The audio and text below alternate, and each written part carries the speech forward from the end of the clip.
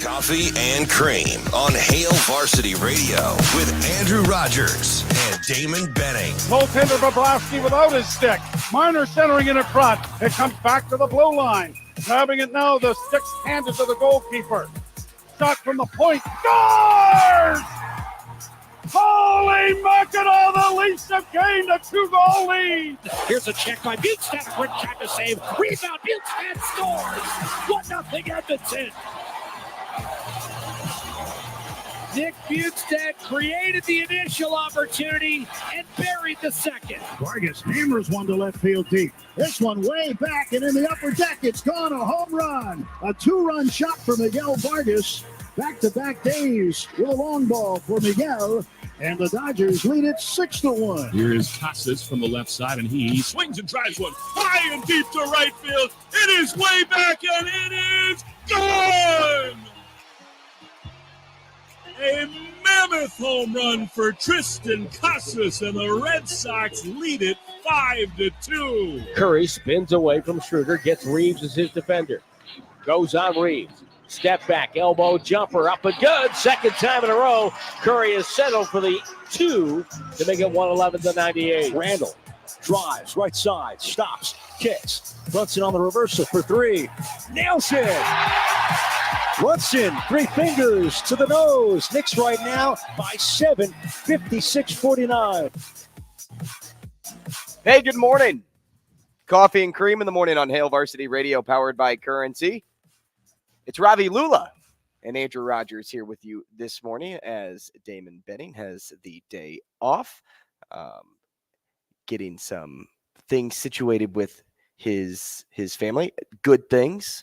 Ravi in the chair today. We appreciate you. Yeah, of course. How we doing? I'm feeling good. You know, in that open, I was like, I appreciate Shane throwing me some bones. We got a little Boston Red Sox clip. Warriors. And with the Warriors, I figured. But when I heard the Red Sox clip, I'm like, he's really buttering Ravi up this morning. That's what I like about Shane. It is way back, and it is gone! Is that he's willing to pander to me. I appreciate. Butter your biscuit.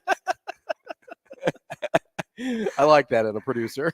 I thought you were wearing some type of floral shirt this morning when you showed up. No. And it turned out just to be the tie-dye shirt you made at camp a while back. No, I actually got this from Walmart. It's really, really comfortable. And I'm like, you know what? I like it. I like that it's like a sleeveless hoodie because I got my first sleeveless hoodie courtesy of Alumni Hall the other day, just Nebraska across the chest. And it is cozy. Like, I'm not going to lie. It's really cozy. I love a sleeveless hoodie. I've got, it makes my wife mad because she thinks they look stupid. But I've got probably like a dozen of them. And part of it was when I was coaching, we used to buy them for the like team gear. And so I would get a bunch from that. And I was like, oh, I really like them. And we used to call them the mellow hoodies, right? Because when Carmelo Anthony used to shoot around and stuff, he'd always have like the hood up. And he'd be wearing these short sleeve hoodies.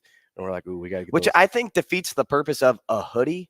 Because aren't those supposed to be made to keep you warm? Kind of. And in hindsight, you're losing half the sleeve. And so now you have the fleece on the inside, which is makeshift hoodie. You have the hood, right? Everything's the same. Yeah. But now I'm still like kind of cold, and I'm like running the border between t-shirt and hoodie. They may not be the most practical item in the world, but they look sweet. I think for basketball, they actually make sense, right? Because they keep your core warm. Yes. But then it doesn't affect your shooting motion because it's not like a hoodie all the way down to your wrist. Okay, makes sense for an athlete. So for that, it makes sense. And then let's be honest, we take a lot of our fashion stuff, especially on kind of like workout apparel from athletes, and it's not really practical for normal people. And it's just like, we like, but we want to be like them. You know, like I've got a, like you're wearing a baseball like warm up tee right now, like a 3/4 halfway down. Yep. You know, and it's like, well, that's not the most practical type of shirt. But it's still thin, so it can pass more than I think the hooded. I mean, I think it's well, you got your Bill Belichick t-shirt inspiration too with the short sleeve hoodies. That was the big one. Yeah. No, I like them a lot. I think they're super comfortable. And I always get too hot in a hoodie. So it's kind of like a nice little midway point. Okay. You know? But are you wearing a hoodie when it's not?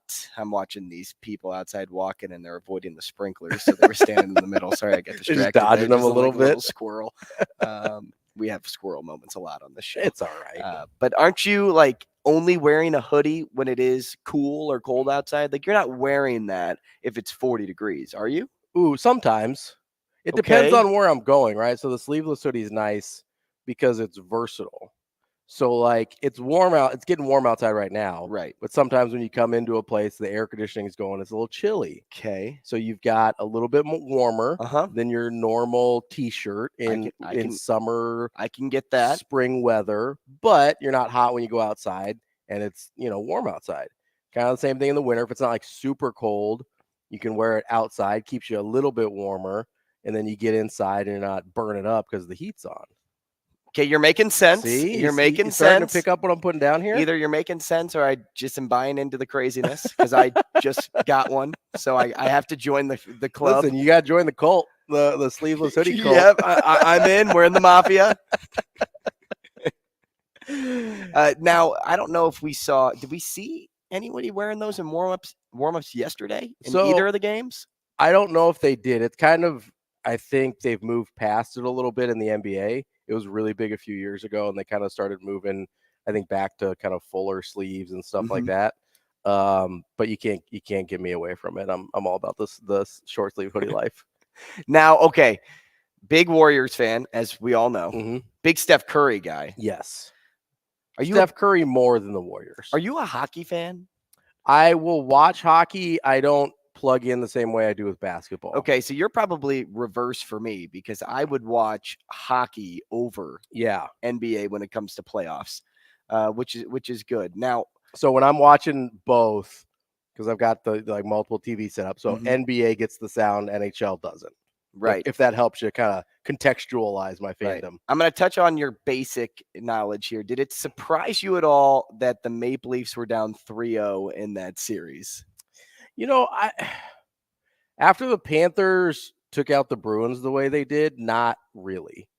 And you look at this team where I felt like they were probably better than their regular season record indicated. Florida, you're saying? Yep. And so they were probably underseeded compared. Man, they were just a weird team because they got off to like a really bad start. Yeah, when you got rid of Hurrdat and you bought into only Kachuk and Barkov was hurt for a majority of the year, it was one of those like, are they look at all the Leafs have gained a 2-goal lead. Are they as good as we thought they were from last year? I actually felt they took a step down. Sure. But it was also kind of one of those things where you're like, can they figure it out? Will they put it together by the playoffs? Honestly, it's, we started talking about the Warriors. It's kind of similar there. Obviously, the Warriors have way more history, but the regular season for the Warriors was not very good. It was up and down, guys missing time, whether it was Wiggins only playing 30 games, Steph only plays 56, whatever.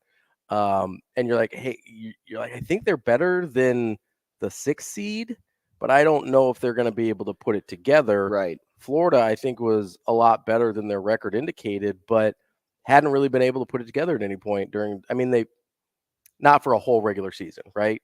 And so by the time you get to the playoffs, they kind of start to figure it out. Obviously, they knock off Boston. So once you do that, not only do you have the momentum of the playoffs, but you have the momentum of knocking off this team that was a juggernaut all year. And so I think it kind of snowballs on itself a little bit. So I wasn't surprised that they were up 3-0. Man, the Maple Leafs, though, like they had every opportunity to keep that series close, and yet they fumbled it away again. I mean, it's kind of like we saw in the Boston series. Boston outshot Florida in most of those games. Yeah. They had the opportunities over and over again, but we ended up seeing Florida ends up. I almost wonder if they're wonder if they're going to have to break up that team, that Maple Leafs team. Yeah. Because as much as they buy into, hey, I'm going to go after like John Tavares, and okay, I'm going to pair him with Nylander, or I'll pair him with Matthews and Marner, or whatever the scenario is. You get key pieces, and you still can't manage to get something going out of it. Yeah. Is Matthews a winner? I don't know. I mean, it took the Avs a couple of years to get it going. I mean, well, that's the kind of thing you have to kind of wonder. Yeah, but the Maple Leafs have had much longer periods of time than The Avs. And speaking of teams that are probably going to get broke up, look at Boston. That team will probably get broke up. Oh, they're old. Yeah. They're really old. Yeah. Well, it depends on, I mean, so age matters, right? Like what part of their careers are these guys in? And then it's kind of the patience of ownership and management, right? How much do they believe in the team they've put together? And that's kind of a universal thing, right?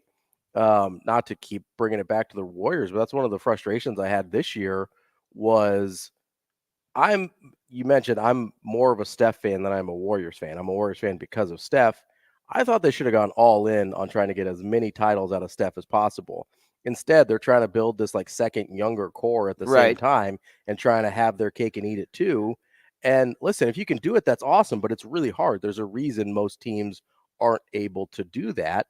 And it feels like they're wasting this extended prime of Curry for the sake of some theoretical future that may not ever come to fruition because we don't know if Jordan Poole is that guy. We don't know if Moses Moody is that guy. We don't know if Kuminga, who can't even get playoff minutes right now, is that guy. So you look at these rosters and it's really hard to say because each management and ownership group is different, right? Maybe if you're in Toronto and you say, hey, I really like this core, let's add to it rather than break it apart. Or maybe you look at it and say, hey, if these are our best players, we can't get any further than this. We've seen it.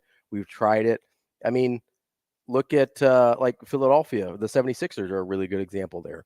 They kind of kept knocking on the door a little bit, and they decided, hey, the way we're currently constructed, we got to shed some pieces and try again.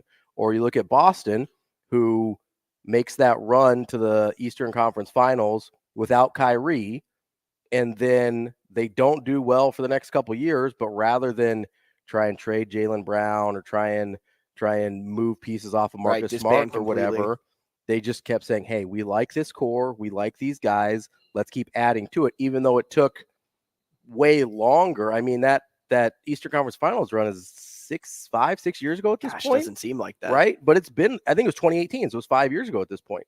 So instead of saying, hey, we should have been there by now, they looked at it and said, we like our core. We like where we're going.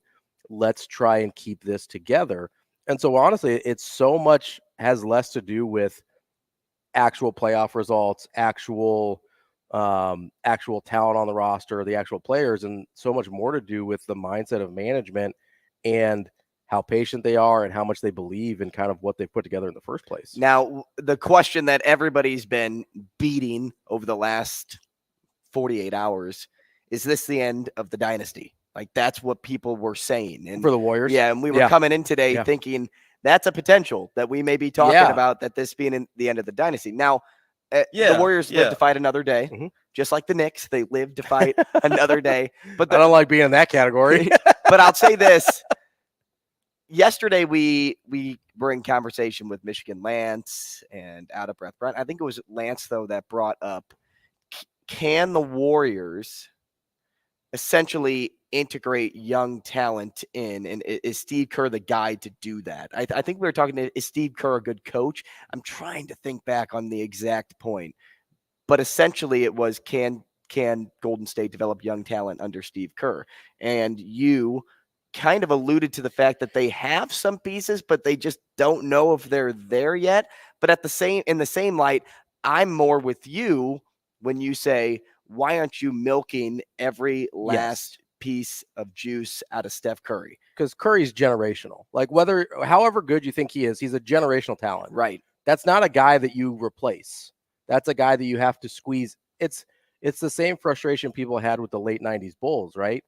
Those teams had more runs in them than they allowed for. But you had management wanted to move on and go young.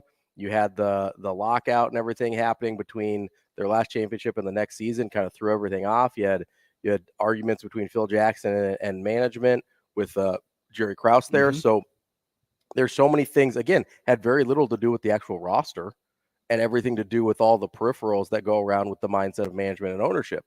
For the Warriors, I don't even know if we can say whether or not Steve Kerr is a good developmental coach or not, because he's not in a position where development is even really possible. In order to develop players in the NBA, you have to give them minutes.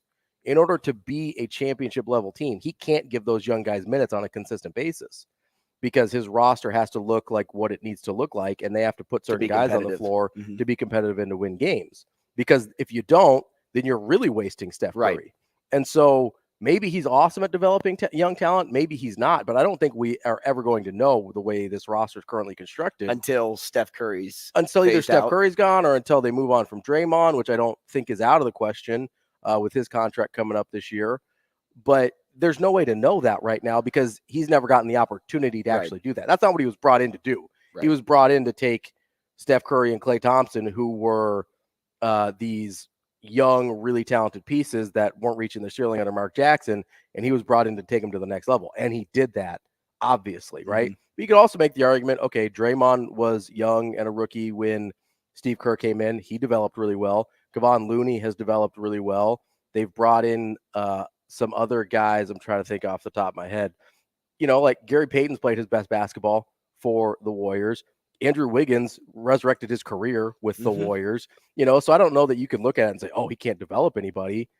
I just think it's really difficult to take 19-year-olds, which is what Moody and Kuminga are, and put them into a situation where they're fighting for a championship. And you don't want to waste Curry's years. No, right. And by doing so, and I think they have done that all. Vets or guys that have been there to build around him, whether it's the super team when you get Kevin Durant in the doors or whether it's when you go and get Andrew Wiggins to revitalize his career, like you were saying. It's one of those things you don't want to waste any time with a guy like Steph Curry because he's a generational player. He will go down as arguably the best scorer in NBA history. See, I think he's the most skilled player we've ever seen.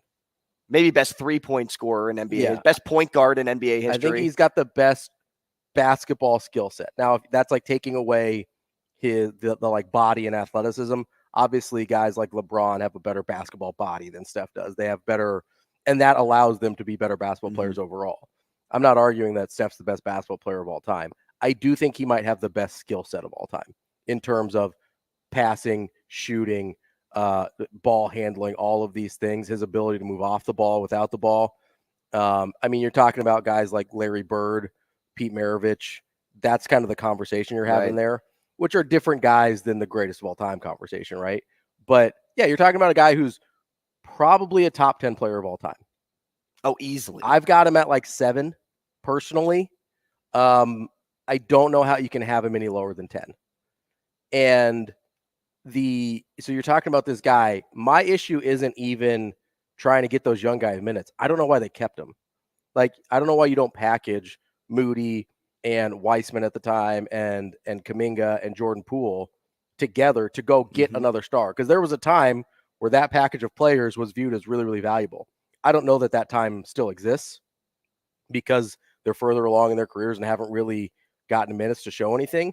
But there was a time where they were still just kind of prospects and these raw lumps of clay that people would have really, not Klay Thompson, just Clay with a C. Clay, no K. And they really would have just had an opportunity to trade those chips in. You know, you heard there was rumors about like Damian Lillard for a little bit. I don't know if they could have pulled that off. There were rumors about Bradley Beal, and I do think they could have pulled that off. Part of it, though, with this Warriors team is because of their style of play, you have to find a guy that's a good fit. Right. And that's a lot harder than people give it credit for. Because even Kevin Durant was a little bit of a clunky fit, and he was just so talented that it didn't matter. But finding a good fit for the way they play basketball is not the easiest thing. Would you think he's still a clunky fit for the Suns? Kind of, because he's to the point where he's so talented that when you've got other guys around him in terms of guys that need the ball and guys that are used to having the ball and having offense run through them, it's really hard to incorporate that without it kind of being a clunky, let's just take turns, which is sort of what it turns into. And when you've got prime Clay and prime Steph, that's fine and it works out, and prime KD with them in there too. It works out, but it isn't always the most seamless thing. And you kind of have that with Booker. Obviously, CP3 is hurt right now, which is shocking. And then you've got KD. Those guys all kind of need the ball. They kind of need to operate with the ball in their hands. So there's going to be an inherent kind of clunkiness to that situation because KD is that talented. It's not a knock on him at all. It's you have to get him the basketball. Now let's go to the phone, Shane. I'm happy that Lance decided to call in for this segment, and let's bring him in now. Michigan Lance, good morning. I'm happy you called because I was trying to think back to our conversation yesterday on the point that you were making with the Warriors and Steve Kerr, and you can help clarify that now that Ravi's in the chair. First off, good morning. What's up, Lance? Hey, good morning, boys. How you doing? Hey, we're good. I think it was a lot being said there. So the number one thing, right? Okay, there was a point in time where there was no free agency, right? And free agency came in the 90s in NBA basketball. So ever since then, and we get into the 2000s, and a lot of people are traveling, like that's what free agency was for. Nobody had to be stuck in one organization, especially an organization like the LA Clippers, that with Don Sterling, that was not trying to win at all, right? That's not what that organization was trying to do. He was just making money off of basketball. He was good. And so now we're at, when you look at the Golden State Warriors, right? It's a great organization, from the owners to the owners hiring Mark Jackson. That was a great move. And then now I didn't think it was a good move to fire Mark Jackson, but I thought that was more personal than it was his coaching. But then they went and got Steve Kerr, which was another good hire. You know what I mean? And so, and then they plug in pieces, you know, to keep this great organization going. So it's down to the players. And so when you say Steph, like, to me, I brought this up the other day too. I'm just talking about individually. I don't think there's that much of a difference between Damian Lillard and Steph Curry individually. Now, the difference is, though, Steph Curry plays for a great organization within the Golden State Warriors. The Portland Trail Blazers are not. They haven't done anything. Like you said, you just said it, Andrew. You don't want to waste Steph Curry's, you know, great years, his prime years. Well, what are the Portland Trail Blazers doing to Dame Lillard? Yeah, they've been doing it the whole time. I mean, he can shoot 30-footers. He can score 30 points a game, and he can occasionally, like Steph Curry, pass the basketball. All this, Steph Curry, great point. Like, I don't even know how to categorize Steph Curry, Dame Lillard, Allen Iverson. They're like these scoring point. They're not true point guards. Sure. They're two guards masquerading as point guards. That's been said before. Like, can Steph pass the ball? He can pass the ball. Is Steph a better passer than LeBron James? He's not. No, LeBron James has a better skill set of passing the ball than Steph Curry. Is LeBron James a better scorer than Steph Curry? Yes, he is. Is Damian Lillard a better scorer than Steph Curry? No, they're about the same, comparable. You look at their stats, they're all the same. So organizations matter, is what I'm saying. And I'm not downing Steph Curry, but there's some other great. Before we start saying of all time, hey man, a lot plays into that. Lance, we appreciate the call, man. Thanks so much. We'll get our reactions when we come back.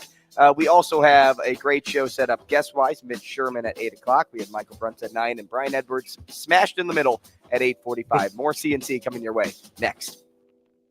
Rogers and Benning will be back in 5 minutes.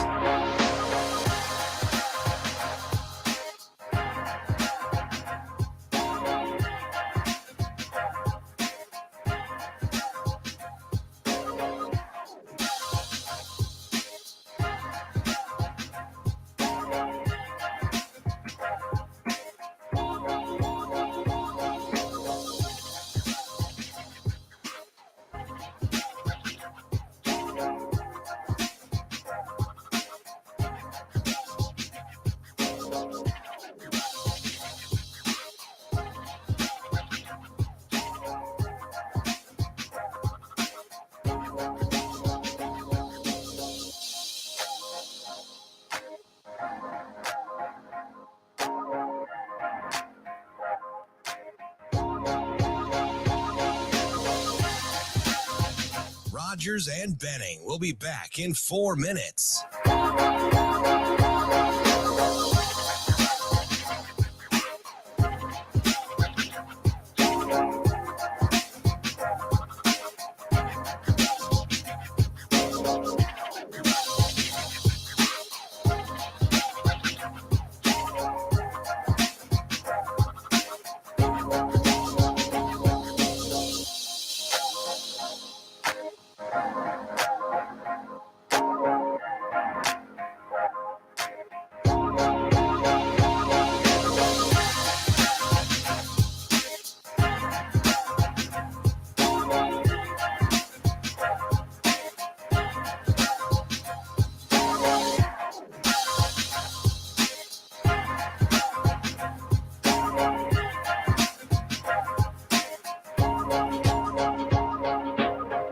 Rogers and Benning will be back in 3 minutes.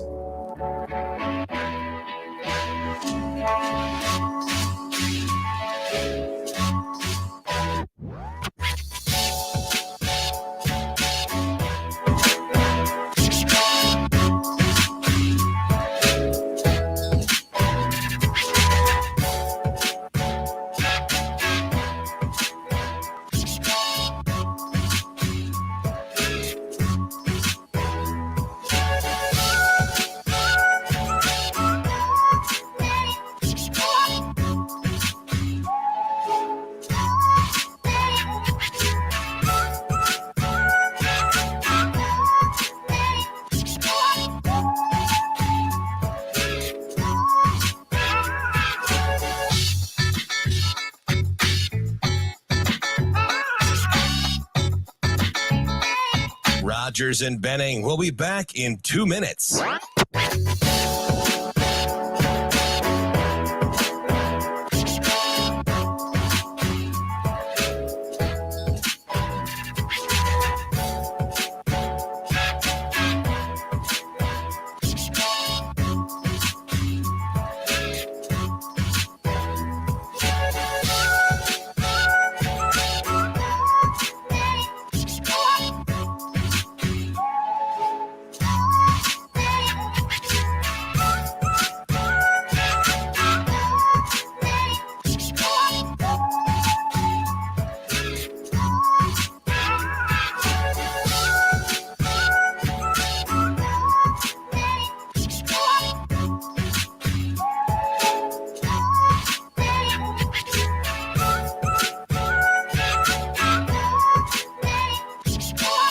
Rogers and Benning will be back in 1 minute.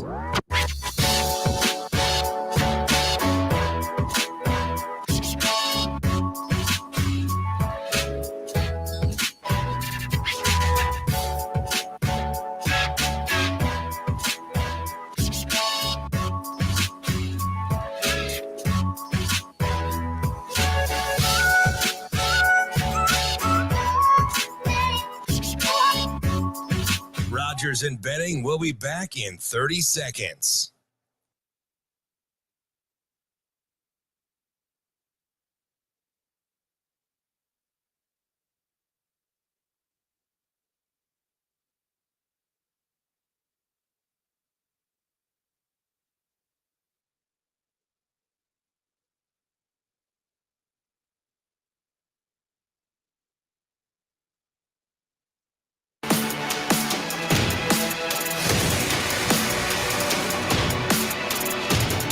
Coffee and Cream with Rogers and Benning on Hail Varsity Radio. Shoveled over to Curry. Pump fake. Dribble drive on Davis. Cruising across the paint. Spins back to his left. Takes a 17-footer with no time on the shot clock buzzer and buried it. My goodness. The calmness and coolness of the old term, the cat burglar. Yeah, that's what special players do. Hey, welcome back to the show, 888-638-4876. If you'd like to get involved at any point, Coffee and Cream in the Morning on Hail Varsity Radio, powered by Currency. We will be talking Arthur Kaluma news. We will be talking Casey Thompson news. We will also chit-chat about some things we heard from Coach Rule yesterday at the Lincoln Chamber of Commerce event.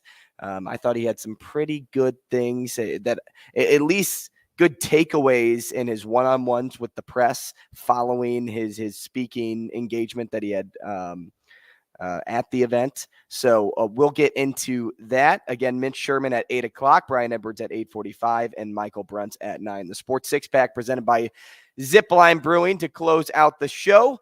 So just a jam-packed day full of great content. And I want to go back and circle back quickly to what we were just talking about or going into the break when we were talking to Michigan Lance. What's that?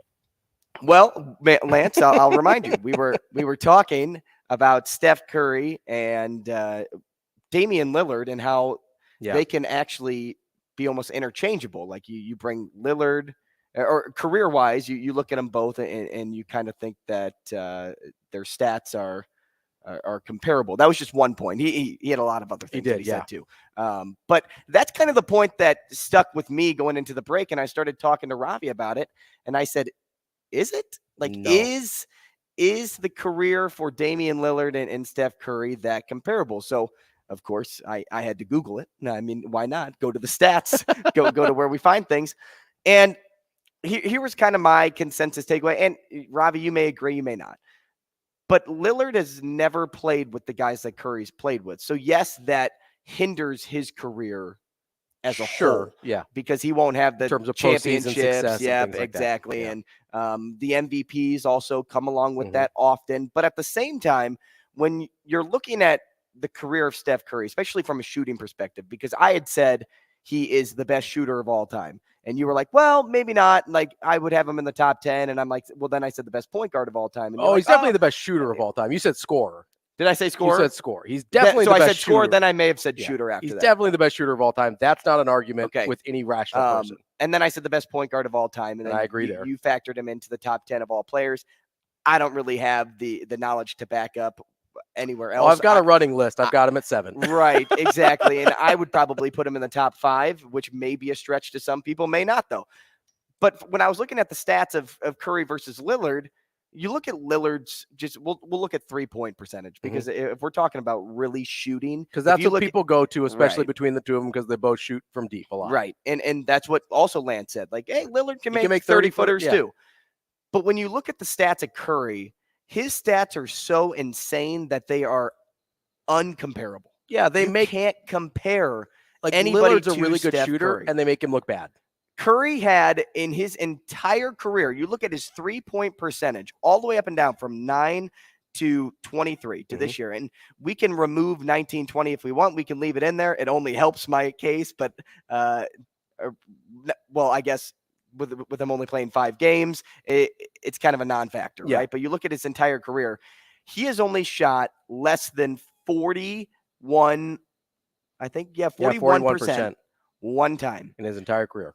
And that was last year when he shot 38% from 3. Yes. That's still better than Damian Lillard's career average. His worst ever season 3-point percentage is better than Damian Lillard's career average. I don't think that's what people understand about Curry. He shoots 43% for his career from 3-point range on 9 attempts a game. That's a huge number, and not something, like you said, Lillard has less volume. He's only at about 8 a game, and he's at 37% from 3 for his entire career. This is, and you want to go to total field goal percentage, Curry's got him by about 4.5 points. Like, this is not close in terms of who's a better shooter, listen. Are they both playmakers? Yeah, absolutely. And I don't want to be here like I'm crapping on Damian Lillard, because he's a really good player. But a really good player versus a top 10 of all time player is not the same conversation, right? Like, we can talk about how good Joel Embiid is. We can't put him right now in the same category as Shaq. Like, that's not a real thing that should be happening right now. That's the difference between Dame Lillard and Steph Curry at this moment, including in number of rings, 4-0, right? Like, we aren't. That matters too. It does. And listen, I get. Let's go to this other thing that Lance was talking about with the quality of the franchise, right? The Warriors weren't considered a good franchise until Steph showed up. Like that, let's be real here. Excellent point. They had very little postseason success. They had that one We Believe Warriors team, which got bounced in the second round, by the way. We only remember them because they upset the 1 seed Dallas. They got bounced the next round by Utah. Like, this is not a historically great franchise. You have to go back to the 70s with like Rick Barry in order to find real success in this franchise's history. Were they the Clippers? Absolutely not. But the Blazers, on the other hand, were considered an incredibly well-run franchise for a really long time. Their really only misstep in the 2000s were injury-related. They nailed the Brandon Roy pick. His knees went bad. What are you going to do? I still think Greg Oden was a guy that would have been really effective. Couldn't stay healthy, all right? Unfortunately, the other guy was Kevin Durant, so that is a tough look. But they've been considered a really well-run franchise for most of the 21st century here. And so where's the inflection point there? Okay, Dame comes in 2012. Steph comes in 2009. All of a sudden, the Warriors are the best-run franchise in basketball, and the Blazers are not running their franchise well. Let's not pretend like they weren't making the playoffs for most of that time. Them being bad has only been recent, when they got rid of C.J. McCollum and kind of went into this weird rebuilding stage where they're not really rebuilding. This isn't a franchise that has been destitute. This isn't the Knicks, man. Like, this isn't a team that has been destitute for decades. Yes, indeed. They've been good and competitive as recently as 2019 when they made the Western Conference Finals. And by the way, got worked by the Warriors. Like, what? I don't know what else we have to look at here. And this isn't even getting into the way Steph affects the rest of the floor and the players on the floor when he doesn't even have the basketball. You want to talk about they call it gravity, right? The way he makes the defense gravitate towards him in a way that we've never seen before, and in a way that doesn't happen with Damian Lillard. Constantly moving. The other thing, and I'll leave it at this, is Damian Lillard without the basketball is dramatically less effective than Steph Curry without the basketball. Damian Lillard has to have the basketball to be good. That's part of the reason you're not able to build around him in so many different ways like the Warriors have around Steph Curry. Part of the reason the Warriors look like such a great organization is if you find guys that are willing to play the way they want to play, you can build almost anything you want around Steph Curry because he doesn't have to have the ball all the time. That's the only reason the KD thing worked.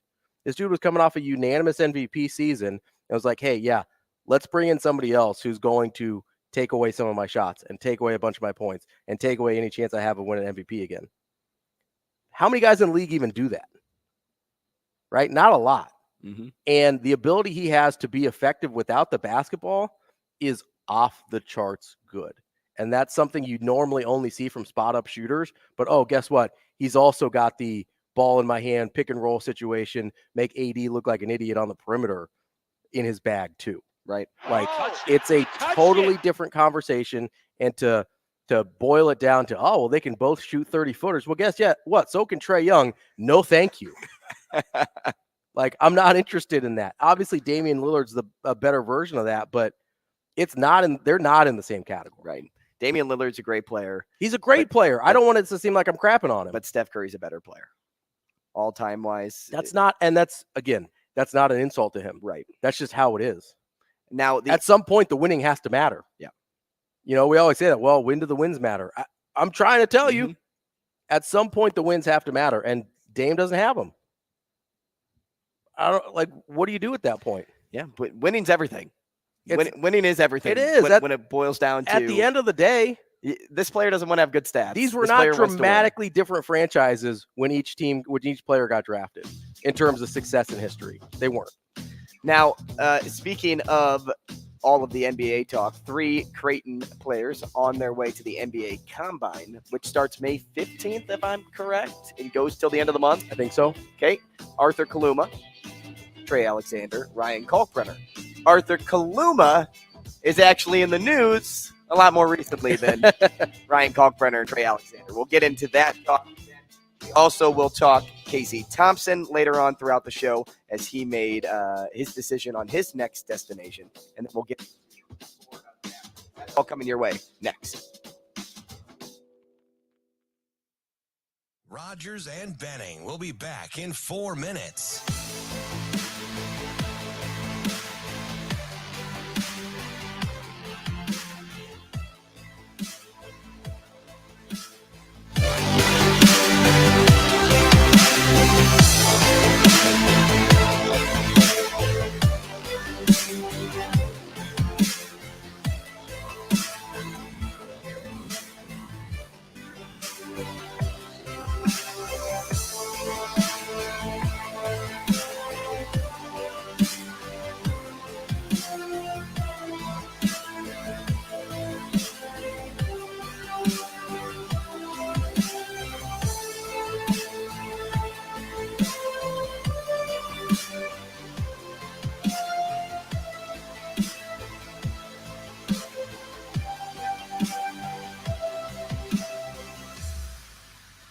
Rogers and Benning will be back in 3 minutes.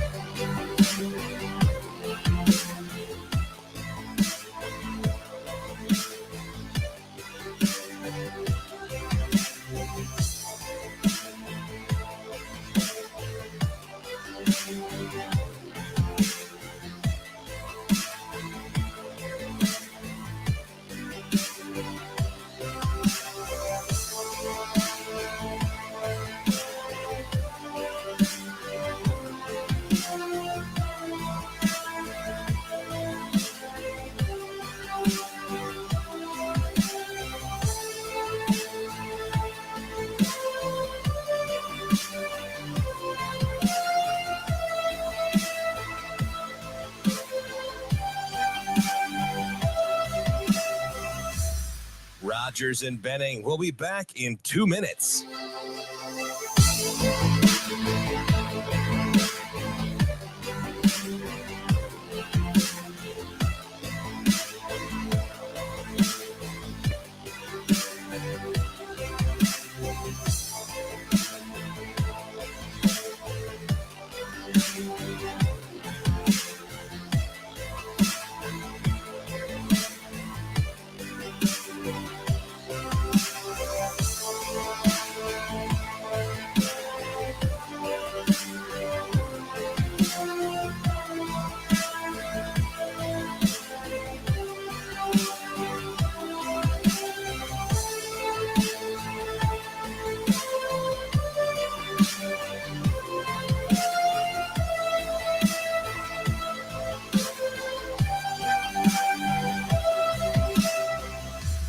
Rogers and Benning will be back in 1 minute.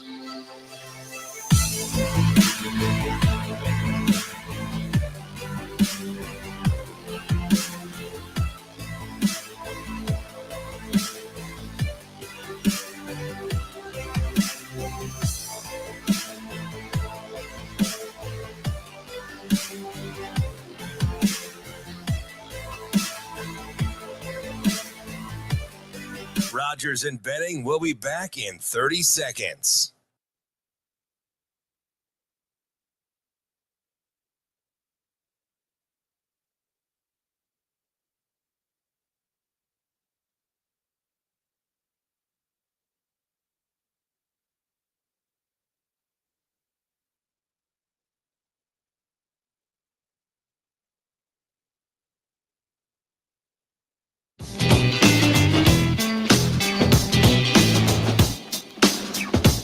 Coffee and Cream with Rogers and Benning on Hail Varsity Radio. Brunson foul line floater. Gets the bounce. Brunson with 37. Knicks by 6. 4 change to go. Hey, welcome back to the show. Coffee and Cream in the morning on Hail Varsity Radio, powered by Currency, live from the H&H Chevrolet stage at Hail Varsity Club. Ravi, Lulla, Andrew Rogers, happy to have you with us. And going into the break, we teased the fact that there was some news regarding Arthur Kaluma, and the news is this. He has entered the transfer portal, which to some nationally more than locally, was a huge shock. And when I heard the term shock, I was like, was I shocked? Because now I try to put myself in somebody else's shoes. Like, hey, can I see it from your eyes? And for the most part, I'm like, well, I wasn't too stunned by the news, but the thing that I guess stunned me over anything else was the fact that he gave himself the safety blanket of entering the transfer portal. Because for the longest time, I thought it was just NBA and that's it. Like, I'm not going to say NBA or done. Like, I thought he was going to play basketball regardless. But the transfer portal was never like an option in my brain. I don't know why. Sure. But it just wasn't, because it was just NBA this, NBA that. It makes sense. Don't get me wrong, because with NIL nowadays, I'm sure that he could find a better, more successful path if he decided to stay in college, if he wanted to make money versus the NBA. Sure. But for the longest time, it was NBA just for me. I guess the safety blanket just reaffirmed why us locally felt the same way by hearing him go to the transfer portal. And it's not to say that we weren't prepared for this. I say we, the Creighton fan base, us media members, everybody wasn't prepared for this move. Creighton has been building their team without Arthur Kaluma for the past 2 months. Yeah. When they went and got Trout, that was essentially Kaluma's replacement. Then you knew Mason Miller was still there. You had these two guys that if Baylor Sherman come back, he can also play the 4. Yeah. Who could compete for that 4 spot. Then when Ryan Nembhard left, you went out and got Ashworth. It's like, okay, they have their replacements already in line. So this news, I don't think is as big as people nationally are making it seem. 100% agree. I honestly, so if you had made me put a bet on whether he ends up going to the NBA or going to the transfer portal or staying at Creighton, you give me 3 options, and I can only put any money on one of them. Okay, it's one or nothing. I would have put my money on the transfer portal. That's where I would have made my bet, because I think, and then it would have been transfer portal, NBA, and then Creighton in last place. So to me, the transfer portal news is not surprising at all. It was pretty clear to me by the end of the season and shortly after that Arthur Kaluma was going to be moving on in one way or another. I don't know what his draft stock's going to be. I think we'll have a better idea after the combine and his workouts and things like that. It's not what it was before the season, right? Because everybody expected him to make a leap. He didn't make the leap. So it'll be interesting to see what people evaluate him as now. They're still going to be in love with the body and the athleticism and kind of the opportunity that Arthur Kaluma presents. I don't think they're going to be in love with what it actually looked like sometimes. Sometimes they'll saw enough flashes that they probably will. But to me, I thought the transfer portal was the most likely option, and I think I still do. Unless he has some really incredible workouts and gets a first-round guarantee from someone, the money's probably going to be better in the portal. And like you said, that's the whole Wild West equation of NIL now, is a second-round draft grade means you're taking a pay cut if you're a really talented college basketball player. And I think that's what you're looking at with guys like Ryan Kalkbrenner and Trey Alexander as well, is they're probably, I'd be surprised, again, without really impressive workouts, if either of those guys even crept up into the top half of the second round at this point. And so even though Creighton may not have Arizona NIL money or whoever you want to pick out, they are probably looking at more money than if they're playing in the G League next year. And Creighton still has a great NIL Yes, budget. absolutely. Yeah. Right. They just don't have the football money. Right. So there's a different level there. Right. But a lot of the football money schools don't want to pay football money for basketball players too. Right. So there's that part of the equation. But to me, if you're looking at those two guys that I do think are coming back, they're probably going to make more money this year at Creighton than they would in the G League. Kaluma, that's not the case. Kaluma, if he goes elsewhere, will make more money elsewhere than he will as a second round pick. So I always thought transfer portal was a very viable option for him. And like you said, they recruited over him. Trout was the same level of recruit that Kaluma was, top 50, top 60 in the country. He's a little bit bigger. I mean, he's a lot bigger. He's like 3 inches taller. And he's a better skill set for what Creighton typically wants out of that 4 spot. Better shooter. That's not to say that Arthur Kaluma isn't a super talented guy. He was just always kind of an awkward fit, and so that allowed them to play a little differently than they had in the past, but I don't know if that's how they want it to play. We saw them this year, whether it's Ashworth, whether it's Lawson from Memphis, whether it's Trout from Virginia, really upgrade their shooting at some of those spots. Trout, that's his main skill set, right? Is a stretch 4 great shooter. Ashworth, over 40% for his career. Lawson, small volume, but 41% at Memphis. They really are trying to upgrade that shooting and I think return to some of their identity of that let it fly kind of mantra. And along the same lines, when you look at what's better for Creighton, is it, hey, having the guys that quote unquote aren't proven yet? The Trout, Miller, Jason Green situation. All I wanted to say was Ashworth, and I'm like, that's not who I want to compare this to. Different guy. Yeah, the Trout, the Trout, Mason Miller, Jason Green example. Who I really like Jason Green too. I mean, local kid, Millard North guy like me. But a really interesting skill set. Does he wear hooded sweatshirts? I mean, he probably does. That's what all the cool kids do. He's a really interesting skill set too. So if you want, listen, I'm not saying he's as good as Arthur Kaluma, but he's probably closer to that. He's closer to the Kaluma like body type, body size than those other two guys are, right? Who are like more supersized stretch 4s. So you've got options there still. Yeah. And so the other end of that point is, yes, you may have some guys that aren't proven, but you look at Arthur Kaluma and you knew what you were going to get out of him. So if he came back to Creighton, not to say that he wasn't a special talent in regards to, as you said, body size. He's that prototypical NBA player. He's a very athletic individual, but you also know his flaws. Yeah. Like, you know what he isn't good at. And the main point of emphasis there is when he puts the ball on the ground. Anytime he put the ball on the ground, you were holding your breath. Yeah. Because you didn't know if he was going to try to make his way to the basket. And when he made his way to the basket, it more often than not resulted in a ramming effort into a defender. And could be a charge call. Sometimes it worked. Other times it's, I put it on the ground and it's a turnover because, once you get inside the paint, now you're getting pinching defensively, hands, feet, whatever it is. And if you aren't the best ball handler, if you can't control your body that well, you will turn the ball over. So you knew what you were getting out of Kaluma too. So are you taking are you taking the lesser of two evils? No, that's not the point. Right. But you're taking a different approach. Yeah, you're taking you're going for fit. More seamless of the fit between the two options, right? You have a more proven option in Kaluma that is not a great fit. There's a little bit of square peg, round hole situation there. And with Miller and Trout especially, you're like, hey, round peg, round hole.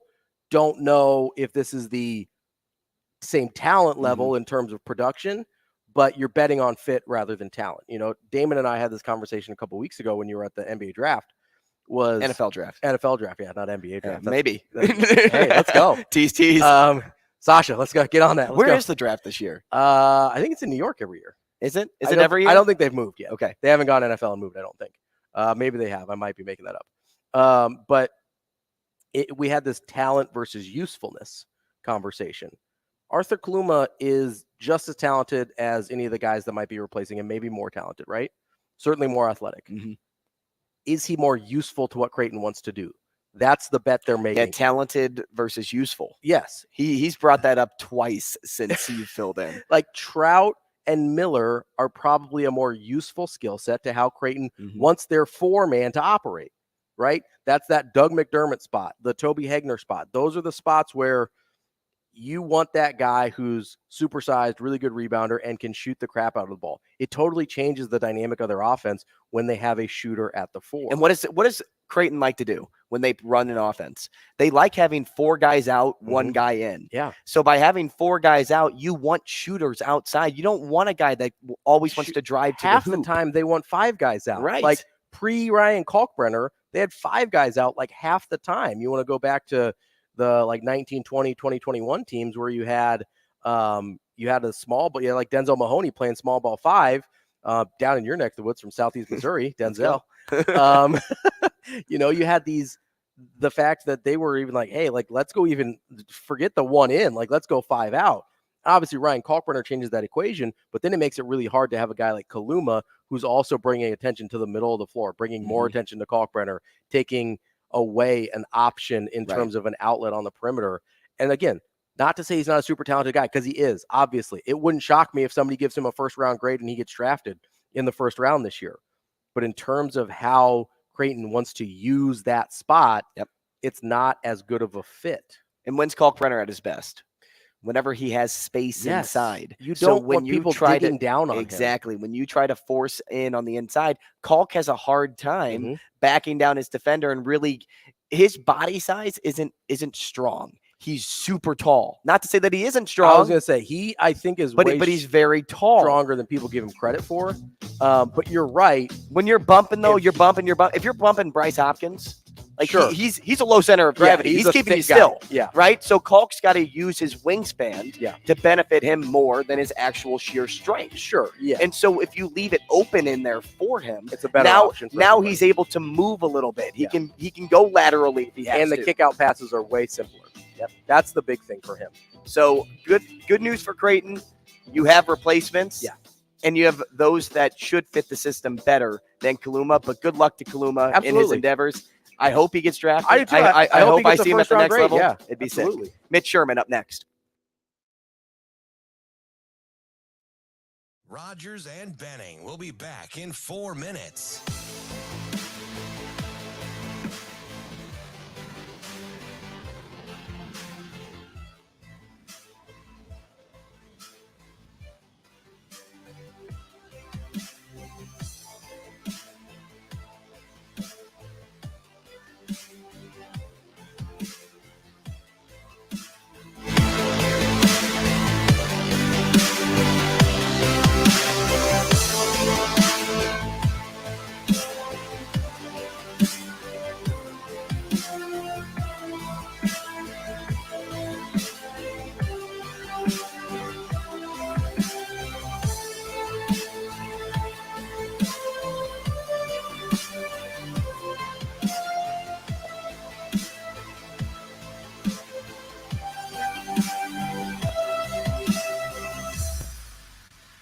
Rogers and Benning will be back in 3 minutes.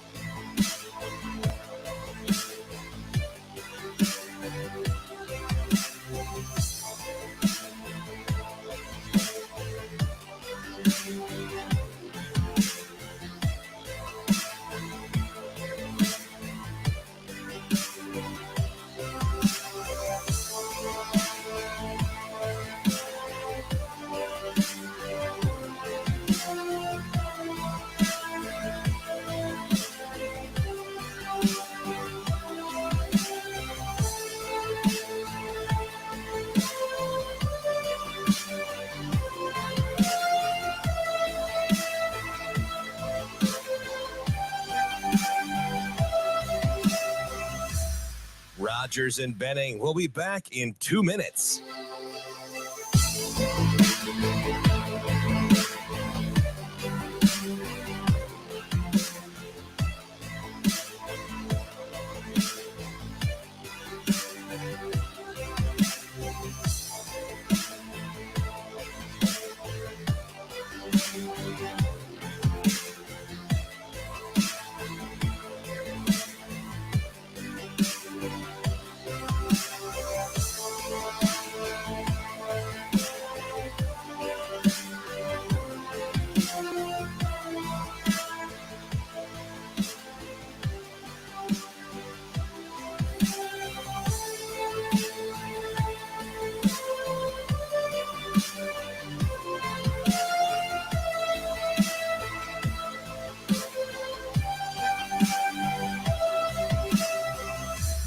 Rogers and Benning will be back in 1 minute.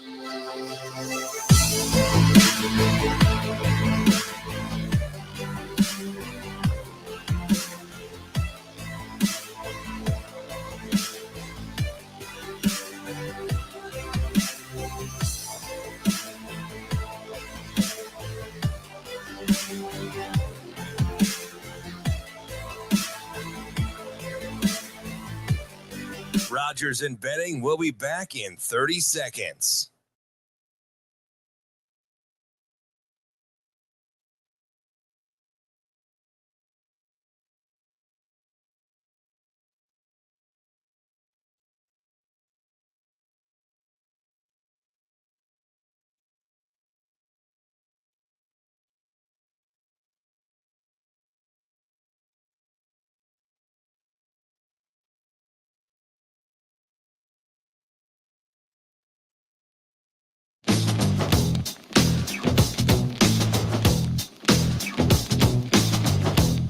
Coffee and Cream on Hail Varsity Radio with Andrew Rogers and Damon Benning.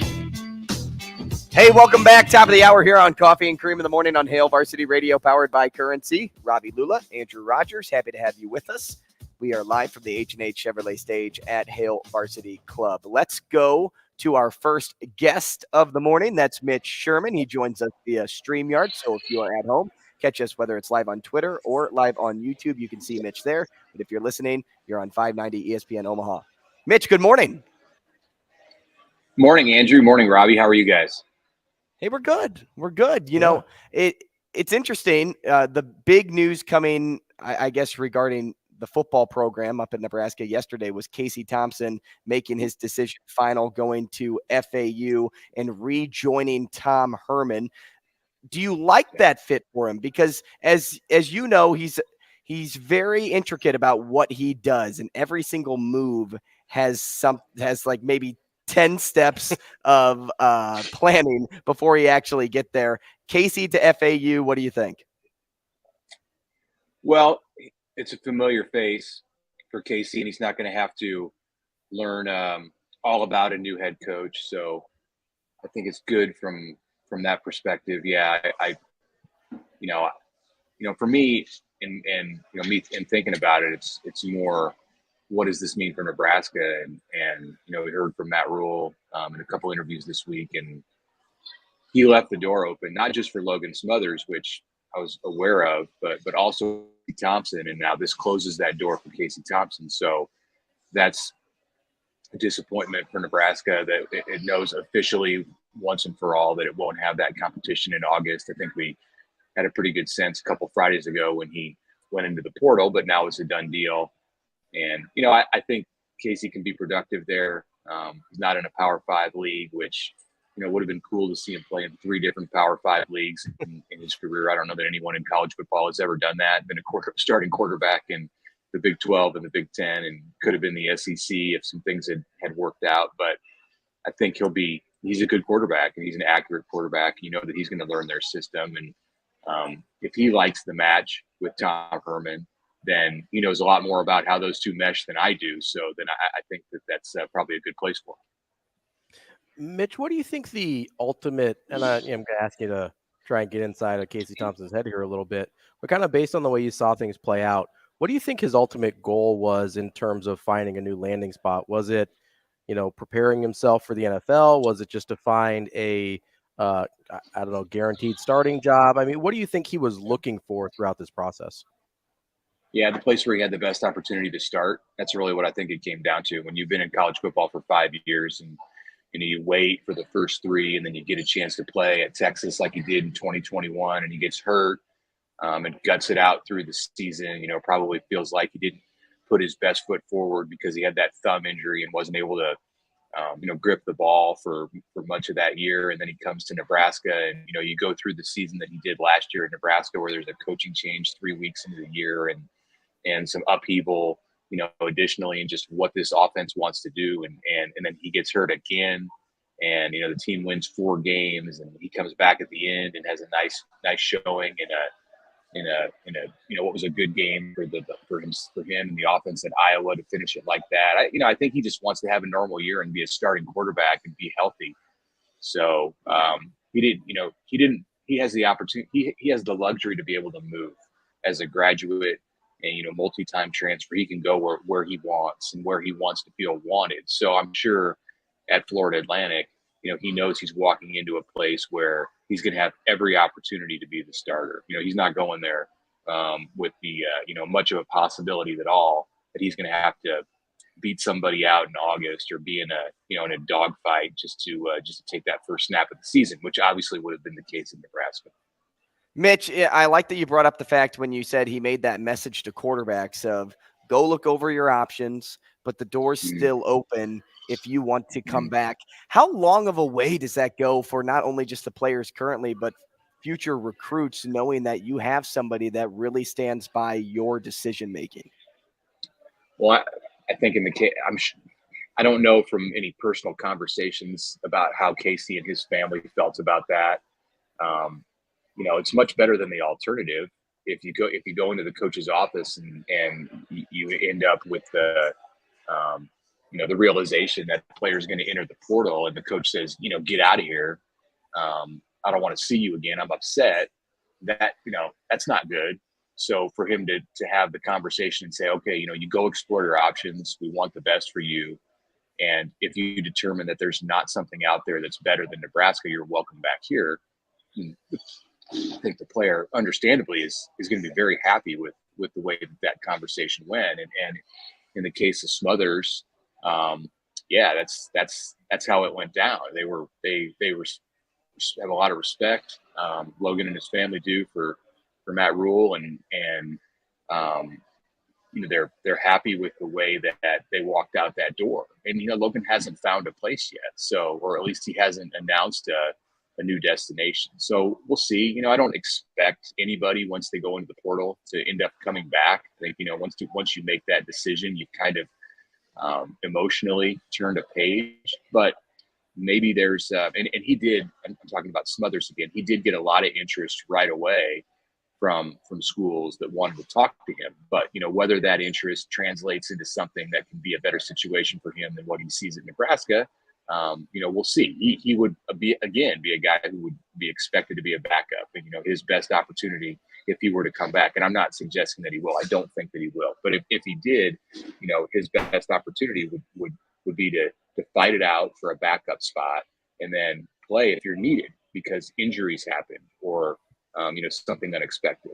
But down the road, I think that matters with players. I think if it can help Nebraska in recruiting to know that the Huskers have a head coach who is very understanding in those conversations and is genuinely going to take action that shows that he wants to do what's best for the guys on his roster, whether they're on his team or not. Mitch, do you think with the way the quarterback position is, and Matt Rule's talked about this with, only one guy gets to play, and so that's why he's pretty open about guys returning after exploring their options. Do you think that's maybe a policy he's going to have moving forward? Or do you think it's more just because of the transition and these aren't necessarily guys that he recruited?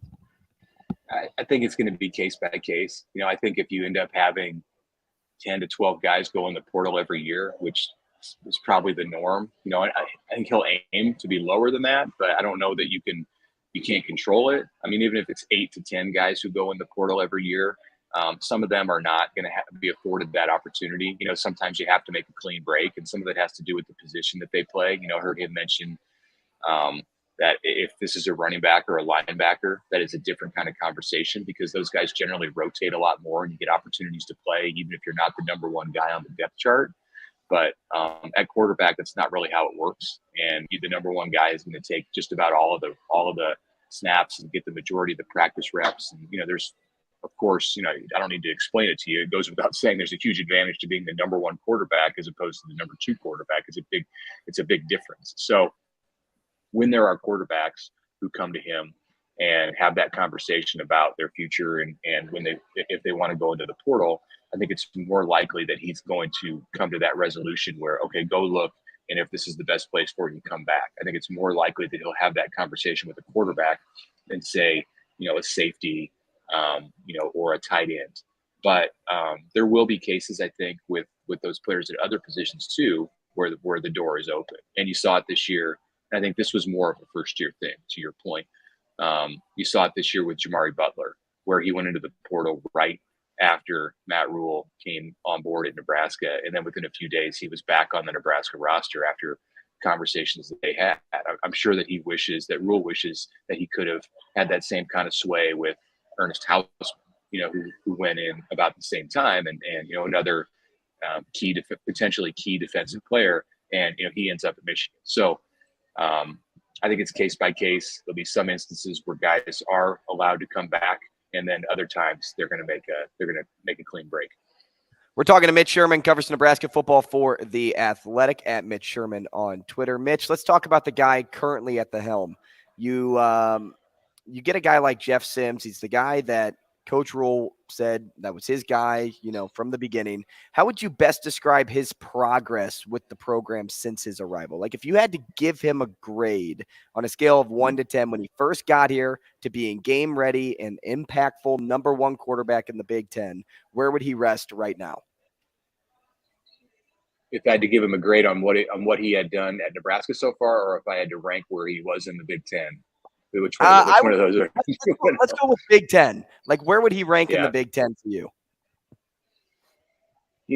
There's a lot of programs in the Big Ten that have lost a lot at quarterback. I mean, at first you're going to go look at Ohio State and say, okay, who does Ohio State have? Because that guy's probably going to be the pace setter.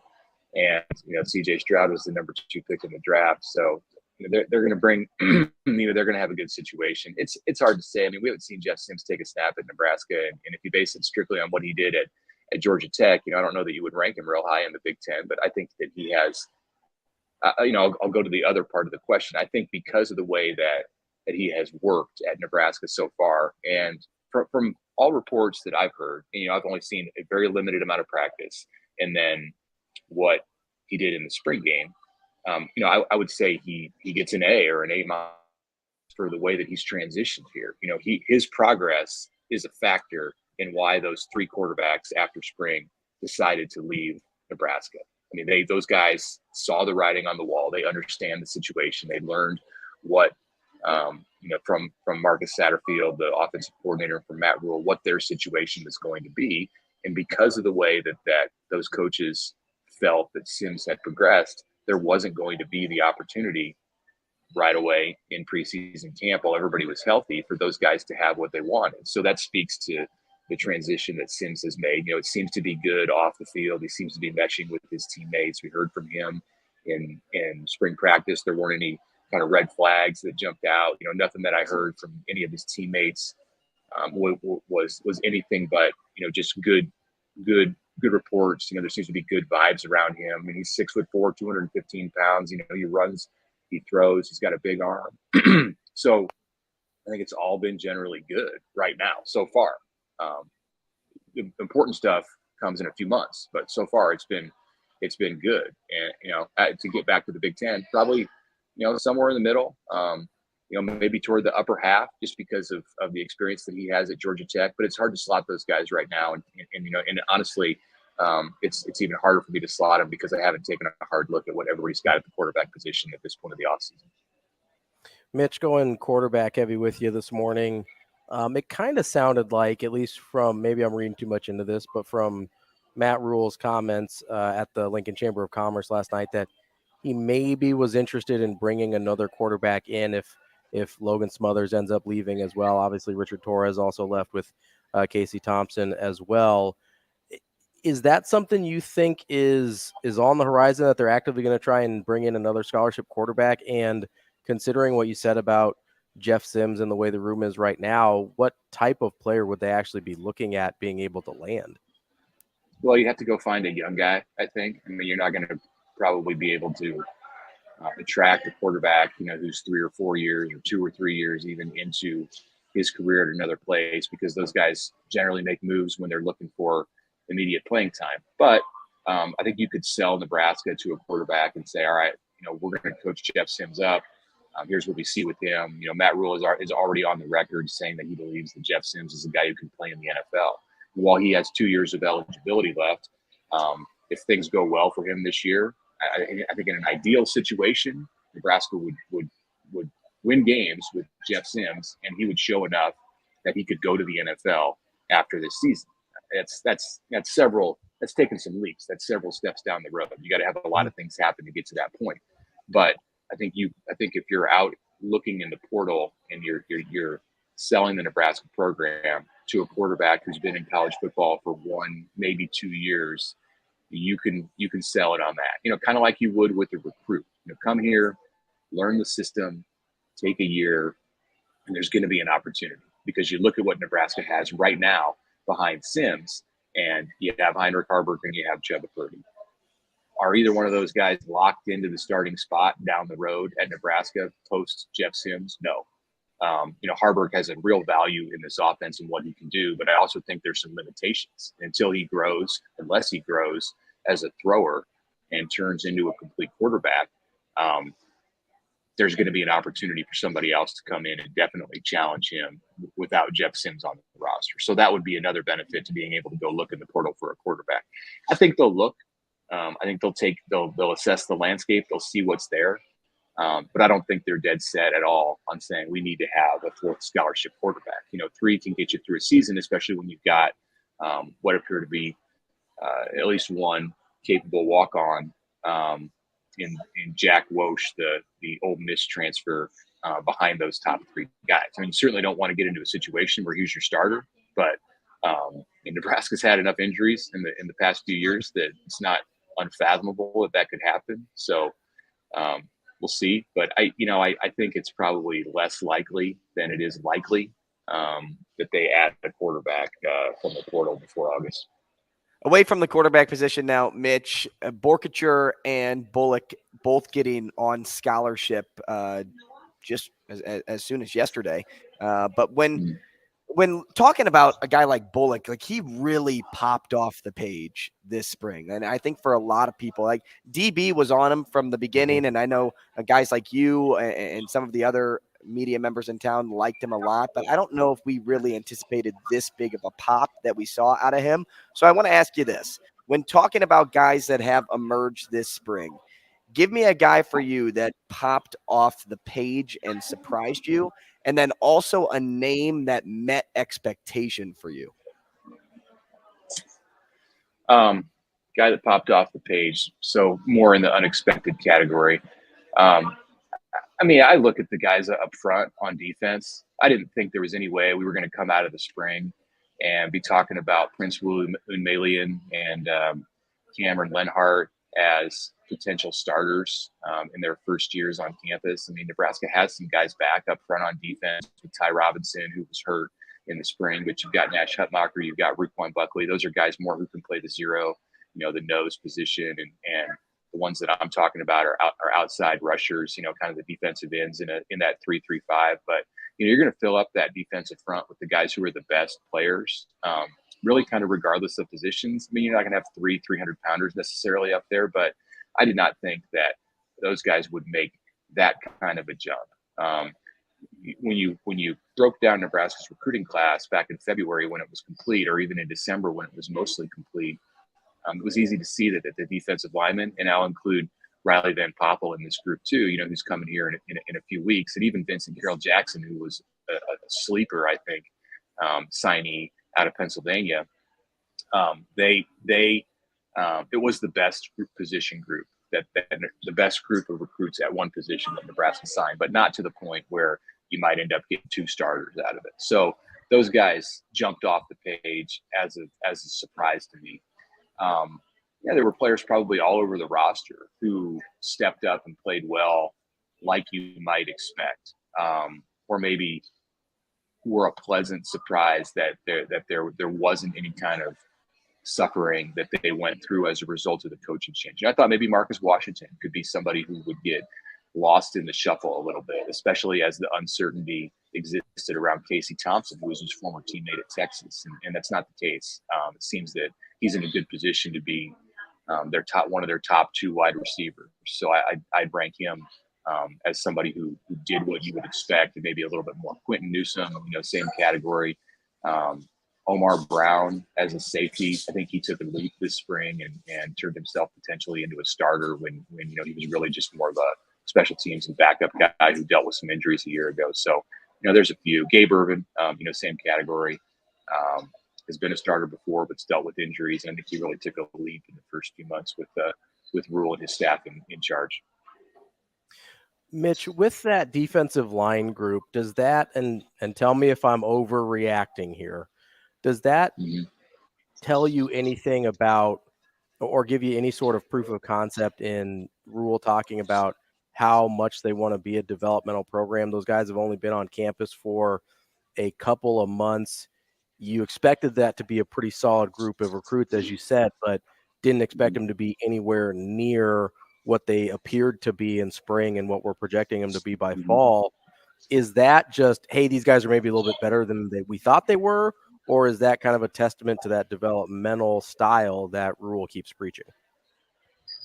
Well, I think we're probably erring a little bit on looking too much into a small sample size. I think if you watch the entire spring, those two true freshmen, you would have seen up moments and down moments. And, we caught the last 15 practices, and they both played well. And, that's the last memory we have in our mind. So it's like, all right, hey, pencil these guys in as starters. And you look around the roster and you say, okay, well, who else is going to start over them? I think they both have a decent chance to start. And if not start, be on in that second hockey line, like, Matt Rule wants to bring guys in shifts, and, they're going to play. They're not going to redshirt if they stay healthy. So it is indicative, Ravi, I think, of what he wants to do and what he's done at his previous coaching stops as far as developing talent. And he's going to err on the side of playing young players. That's something that he's shown. He showed at Baylor. He showed it at Temple. If there's the young guy and an experienced guy, like a 5th or 6th year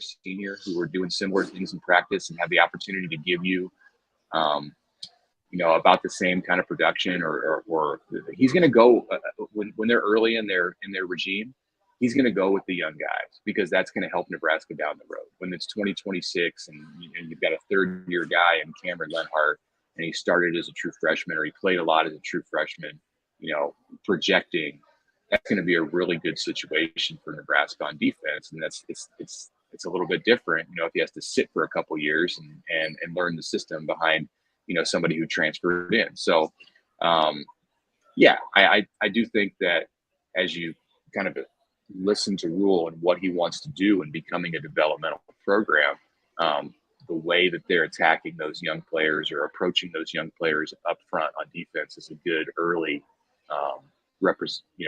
it represents the intent that they have as coaches. Mitch, I'll get you out of here on this. Rule said yesterday in his one-on-one with the media after the Lincoln Chamber of Commerce event that parents ask him all the time about stability and development when it comes to wanting something out of the program for their son. How good of a job do you think he does in balancing the portal and high school recruits, especially when he has to do a lot of work in convincing high school recruits that this is the place for them when he constantly fights the battle of not having a track record? I think this year was a little bit different in what their objectives were, and they had to go a little more heavily on the portal. They still signed a lot of high school players, but I think in years ahead, you'll see them focus even more on the high school players and as they build their newcomer class. And there's double-digit transfers in the program this year, and that may be cut in half or be a number closer to 8 as they go ahead. Some years are going to be different. When you have guys transfer out, the easiest way to replace them in many cases is to bring a transfer in. So if the numbers on one side are high, I think the numbers on the other side are going to be high. But I think what he wants to do and the way that he wants to balance it is to build his program around players that he recruits out of high school and gets to know them and gets to know their high school coaches and their families when they're 17 or 18 years old. In some cases more than that, because you develop these relationships with kids when they're sophomores and juniors in high school. So he's so big on the relationship part of it, but I think that's going to be front of mind for him. In a perfect world, he gets the vast majority of his roster out of high schools. Mitch, we appreciate your time this morning. Thanks so much. As always, we'll talk again in a couple of weeks. All right. Good to talk to you guys. Thanks. That's Mitch Sherman, covers Nebraska football for The Athletic, at Mitch Sherman on Twitter. When we come back, let's keep the conversation with Nebraska football, because I think there still is a lot to unpack with some of those responses. Plus, we'll get into our own thoughts on Casey Thompson going to FAU, because I think there's a point that I can go back on that we talked about just a couple of weeks ago. That's next. Rogers and Benning will be back in 5 minutes.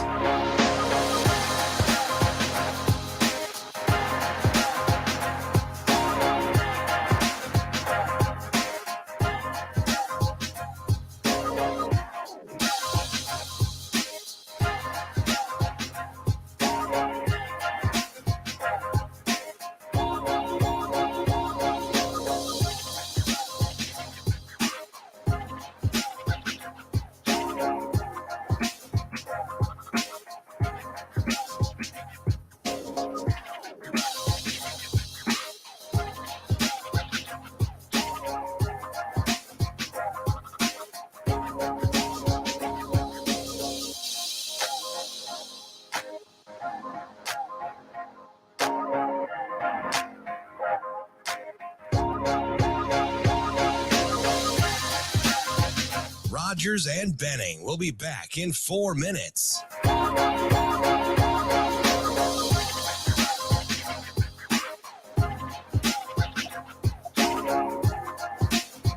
Holy!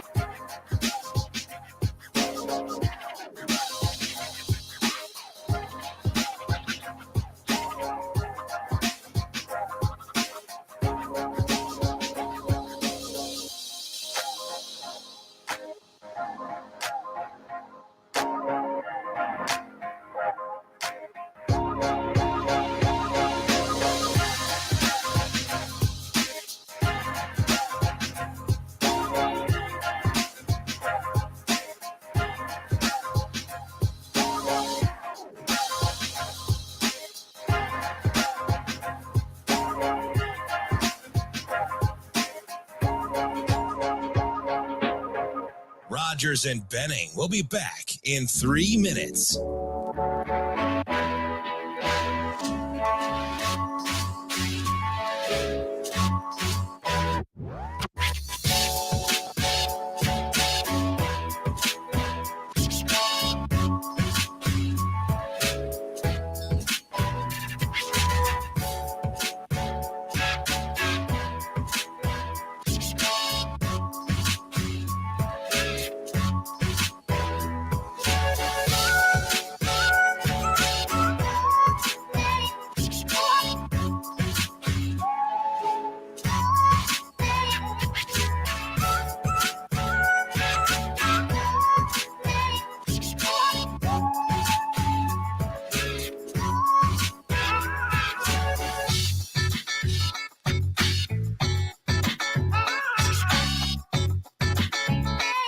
Rogers and Benning will be back in 2 minutes.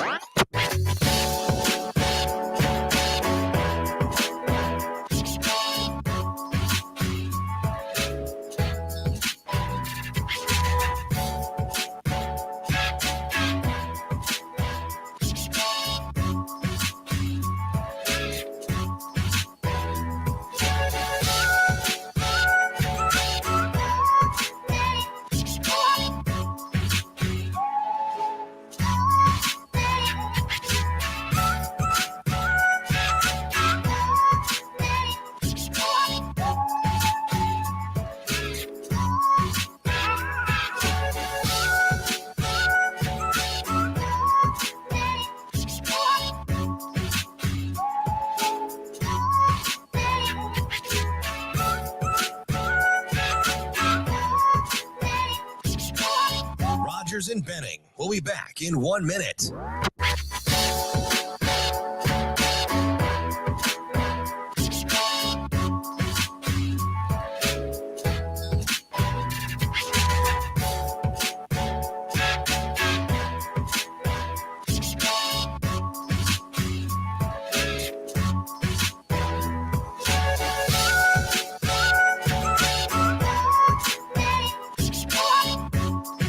Rogers and Benning will be back in 30 seconds.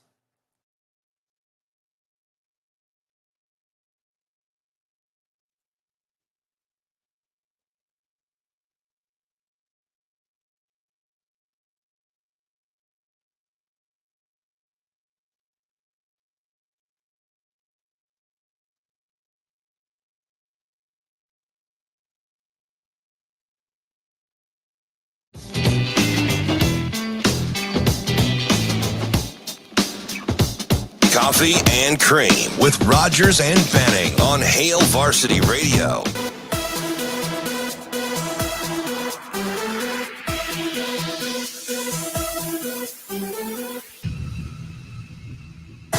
Hey, welcome back. Coffee and Cream in the morning on Hail Varsity Radio, powered by Currency. Ravi, Lulla, Andrew Rogers, live from the H&H Chevrolet stage at Hail Varsity Club. We led off with Mitch Sherman talking Casey Thompson. Let's go back there, giving some of our own thoughts. Once again, rejoining Tom Herman at FAU. And his quote that I took away from the article Pete Thamel wrote at ESPN, I have a chip on my shoulder like Coach Herman has a chip on his shoulder. And I think that more implies to, hey, I've been injured the last 2 years, and I haven't really been able to be myself fully 100%. So this time around, I feel like it's going to be my prove it year. Now, at the same time, it's his last year. Yeah. Right? Has to be, yeah. So he's at a point to where it's like, okay, you play on your with a chip on your shoulder because this could be the last time you spin the football. A lot of times for me, I'm thinking NFL isn't for Casey. I think it's going to be coaching, but that's not to say that he won't try the NFL. Well, and you could kind of see him being one of those career backup, like maybe like a Chase Daniel type guy who, like maybe the physical skill sets aren't I do that there. all day long. Oh my gosh, he's got the best. Chase Daniel has got the best gig the in best job in the football world. history. He's made like $70 million and he's never thrown a pass. Yeah, well, did he not throw one for the Chiefs? I don't think he's thrown a regular season pass in his career. Man, that dude has it made. But that's my point. Like you could be, because a lot of times those backups are just the guys that are really smart, know the system. You can trust them with the offense for half of a game if you have to. And I could see Casey Thompson maybe doing that if people like him. But yeah, I think his career, if he wants to continue in football, is probably in coaching. And now my thing was right when he entered the portal, my point was this: he didn't want to have to compete for a job. Yeah. And that's not to say that Casey Thompson isn't a competitor, but he knew what he had in front of him. He knew that this was his last year of football. That's he the key knew for that me. Coach Rule had a guy that he went and got in the portal while he was hurt. And that he wanted a competition. And that he wanted a quarterback competition. And he also got the sense that Jeff Sims would be the guy that would get the first snap. Not to say that that couldn't change, right? But why would Casey put in all this work? Well, and he was ahead of him, right? He had 15 spring practices with the new coach that Casey just didn't have. Why would he put in all this work to then sit the pine once games started up in the fall? And now it's too late. Now you can't do anything. I don't else. have a problem with Casey leaving because he wanted to play. I get that. Right. It's like you said, this is his last year. This is very likely the last time he plays competitive football. Like in all likelihood, right? I don't think he's an NFL guy. Maybe he catches on somewhere in the role like what we just talked about. But this is a totally different situation than like a sophomore who is going to be competing for a starting job and is like, hey, I don't want to do that. I just want to be given the job, right? This is his last chance to play football. I totally understand it. It's different context. So I think you're right there where you have to look at it a little bit differently because this is his last chance. Now, don't just think he landed at FAU because of Tom Herman. Because when Casey makes a decision, he is so overly methodical in everything that he does. He does his research. He wouldn't just make the decision if he didn't have the information to back up that decision. Now, Herman's, I think, a big part of that equation. Oh, it's a huge part. But when he watched extensive film of FAU's offensive line and skill players, like that's insane to me that you do that much research before you pick your school. And I'm not saying that every quarterback doesn't do that, but Casey is just so different. We were talking about the commitment continuum a week ago. And what that really was is you kind of work from being just like stagnant to being bought in to now being compelling. And then you want to avoid being obsessive. Like that's like a little too far. You want to like come back to that compelling stage. But Casey almost falls into that obsessive stage in a way. And that's what we were talking about. And this is what I mean by that is he does so much homework to make sure that things end up like that are the result that he envisioned from the start. And he's not going to leave anything to chance. Right. So which is hard in sports, right? Because there's so much that you can't control. And that's why sometimes bordering on the obsessive can be a detriment because you want to control things that you can't. He entered his visit at FAU, which ended Wednesday, with the idea of speaking about the offense with Coach Fry. He said, I'm going to plan out 4 hours. Okay, first off, you're talking for 4 hours. That's a long period of time, a big window just to talk about the offense. Good chat. Guess how long it ended up being? 4 hours. 7. It ended up being 7 hours of watching film and diving into the offense. Yeah. If that doesn't go a long way just with FAU as a program moving forward, I don't know what does. Yeah. Casey knew that, hey, I could reunite with an old coach. Hey, I can work with a guy that was not only or is known for coaching college, being an NFL quarterback, like, all those things. I can be with those guys and still be the number one guy here. And that's what I ultimately want. I ultimately want to play. This was an interesting thing too that I heard Casey say. This time around, I'm looking for a coach who believes in me and an offensive line who can protect me. Yeah. And so for me, I kind of sat back and thought, I'm looking for a coach who believes in me. Who is he talking about? Is he talking about Nebraska? Is he talking about Texas? Is he talking about both? Do they go hand in hand? Was there any time that Casey wasn't like that? He didn't feel that he was. Well, I think there's a lot that you can read into there, right? And it's hard not to look immediately and think he's talking about Nebraska. And to a certain degree, he probably is. But let's look at it from the O-line I get. Sure. Like, the O-line didn't protect you. And there's a big question mark going from last year to this year, how much better they're going to be, right?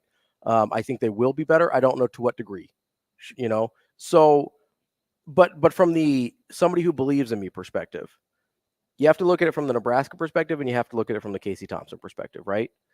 If you go into the office, right? Let's use what we do for an example, okay? Let's say you go into our boss's office here at Hurrdat and they're like, hey, we're going to have, or let's use me for an example because I'm a fill-in right now, right?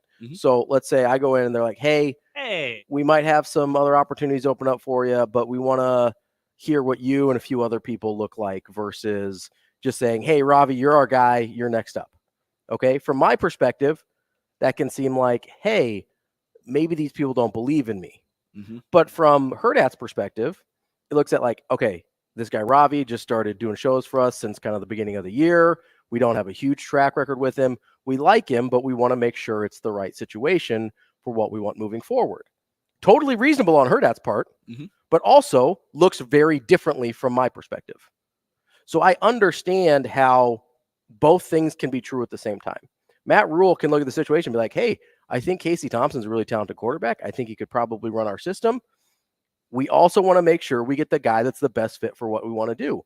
Jeff Sims, a little more willing to run. He's a little bit more physically imposing, maybe a little less injury prone because of that physical stature. Casey Thompson's not a huge guy, right? But you say, hey, but we really like Casey Thompson's skill set and experience. Let's see who wins the job. But if you're Casey Thompson, you look at that and say, hey, I've got all this track record. I've been doing this, again, you bring it back to the radio example. I've been doing this other places for so long. Why isn't it just enough for you to say, hey, you're our guy? So I totally understand it from both perspectives. And I don't have an issue. Like I said, I don't have an issue with Casey Thompson going like, hey, yeah, I'd like to play. I'd like to know I'm going to play. It's my last chance. And I think that was the primary thing. Which is totally understandable, right? And I think that's why Matt Rule talked about quarterbacks the way he did, where it's like, hey, only one guy really is supposed to play.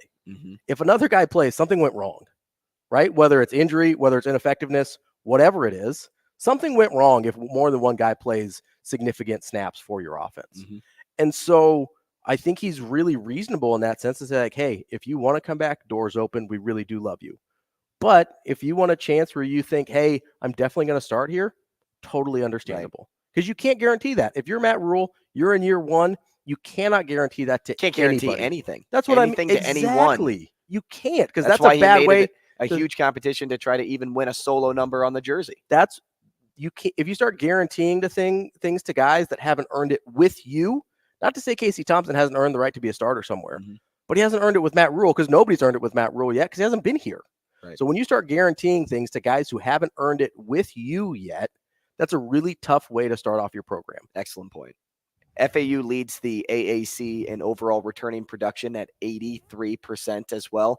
Don't think that wasn't a huge incentive for Casey to think, hey, I'm going to go here and I know that I'm going to have a successful year because pieces are already in place. Also, let's not forget, we're only a couple years removed from people talking about Tom Herman as an offensive genius the way they talk about like Lane Kiffin now. We're not that far removed from that. He's only 47 years old. I think Tom Herman might still be that guy. He could. And he could bring FAU back to the stature they want to be in. Speaking of Lane Kiffin. Hey, when we come back, we'll talk to Brian Edwards. Little sports gambling. Let's do it. That's next. Rogers and Benning will be back in 4 minutes.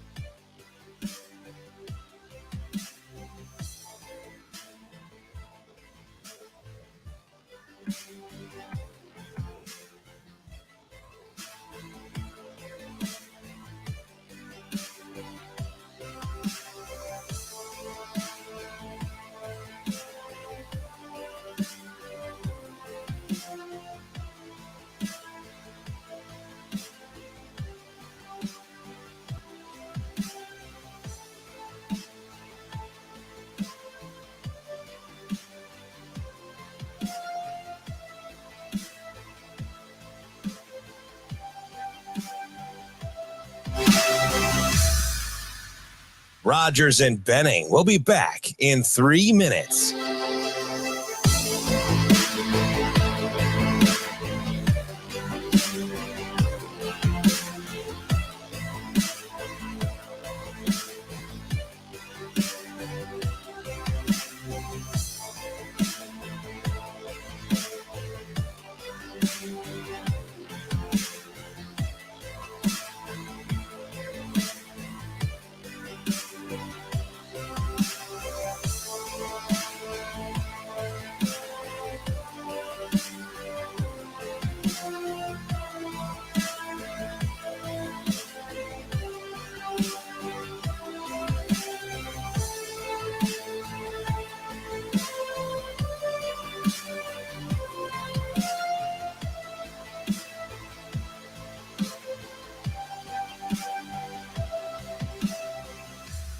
Rogers and Benning will be back in 2 minutes.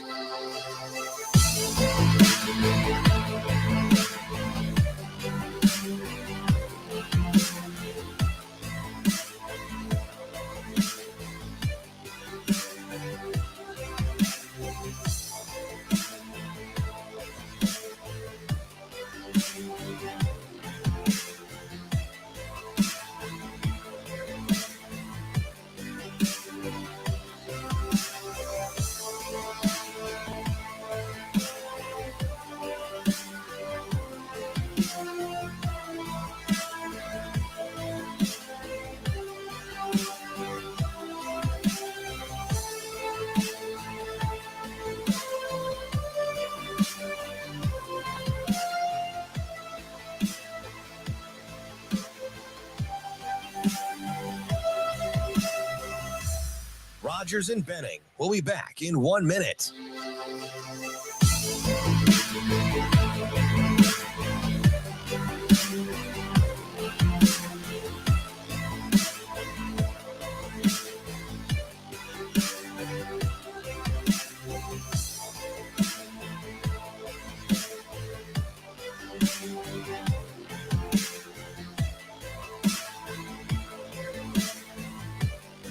Rogers and Benning will be back in 30 seconds.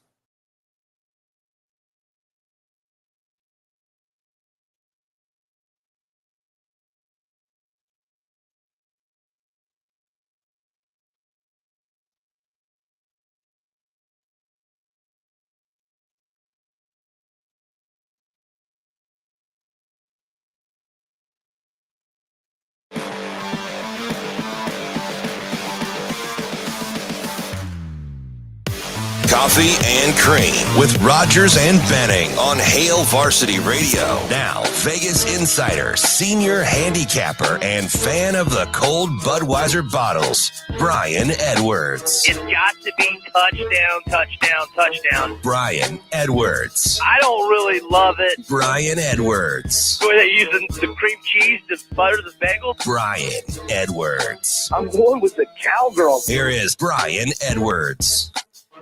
Hey, quick side note, don't think that we aren't reading your comments on YouTube. We're smiling over here. We love that you guys are interacting. Oh, there's like a whole other show going on in the video stream comments. It's wild. We are happy to have you a part this journey, this ride, especially today on a Thursday here on Coffee and Cream in the Morning on Hail Varsity Radio. Ravi, Lulla, Andrew Rogers. And, it's a big journey for me whenever I get to talk to Brian Edwards, because I know that my money is going the right direction. Right, B? You're here to hook me up? Hope so, brother. That's not what I'm hoping for. I'm not looking for hope.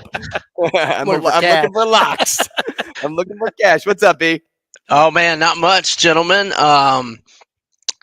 Knicks stave off elimination last night, and so does Golden State. So that's good. We got more games till we get to the East and West Finals. Well, let's talk plays, and let's talk Boston first, because you are a fan of the team total over 107.5 tonight. 107.5.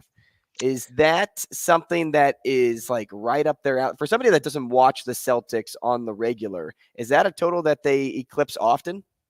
Yeah, so I've been riding these since like game either 2 or 3 of the Atlanta series, and I won all of them on the team total for the game until a couple of nights ago. They had scored 112 or more in 12 straight games until that piss poor 103-point effort the other night. Now, I had been backing them in the first half and the game, and they had both been on a nice roll, but I lost the halftime one in game, 2 and I believe 4. So I laid off it last game, fortunately, because it was a loser in game 5 as well. But so just Boston over 107.5 tonight. Like I said, 112 or more in 12 of their last 13. And I'm also going to do the over 212.5 for the game. So the over's 4-1. In this series, the combined scores have been 218, 231, 216, 234, and the outlier, the one that went under, was 208. Now, I know that the 231 went to overtime, but it was at 214 at the end of regulation, which would be over 212.5 tonight. So, yeah, over 8-1 run for the Celtics. Let's go over 212.5. Brian, let me ask you kind of a philosophical question here in terms of how you approach things. I know we haven't talked about the Warriors-Lakers series in terms of your plays for this weekend, but there's been a pretty large disparity in free throw attempts from game to game, right? In the games that it's been basically even, the Warriors win and pretty handily, like we saw last night, and then in game 2, and then the rest of the time, the Lakers are up about plus 20 in free throw attempts. Is when you see a huge disparity like that, is that kind of a red flag to you to stay away, or do you have a way you like to approach that to kind of offset the fact that the way the game gets called has such a huge influence on the outcome? You know, that would normally definitely be something that I would look at, but I just think it's different with these two teams because the Lakers are one of the best teams in the league at getting to the free throw line, and Golden State settles for so many jumpers that I don't necessarily think that it's a fairness thing in terms of the refs. I just think that Golden State's just not attacking the rim nearly as often, and so naturally they're not going to get to the free throw line as much. But like you said, that was not the case last night. I mean, Lakers only got the line 15 times, and Golden State got there 15 times as well. But with a team like Golden State, I don't think of it as that big of a deal because I just think it's totally different offensive philosophies in terms of their offense, not necessarily a philosophy with my gambling. Now, a play for Friday be Knicks Heat, first game of the night. And you are a fan of 4.5 in favor of the Heat. Bounce back game for them. I actually really like that play too. Yeah, I love the Heat here. Had them in games 3 and 4 at home, which were pretty, they were pretty comfortable winners. They've won 5 home games in a row. They've won by margins of 11, 22, 5, 19, and 8. In their last 11 games, regardless of home or away, they're 8-3 straight up, 9-2 against the spread. And that's obviously actually 8-2 straight up and 9-1 against the spread when Jimmy Butler is in uniform. The Knicks have lost 3 of their last 4 on the road, straight up and ATS.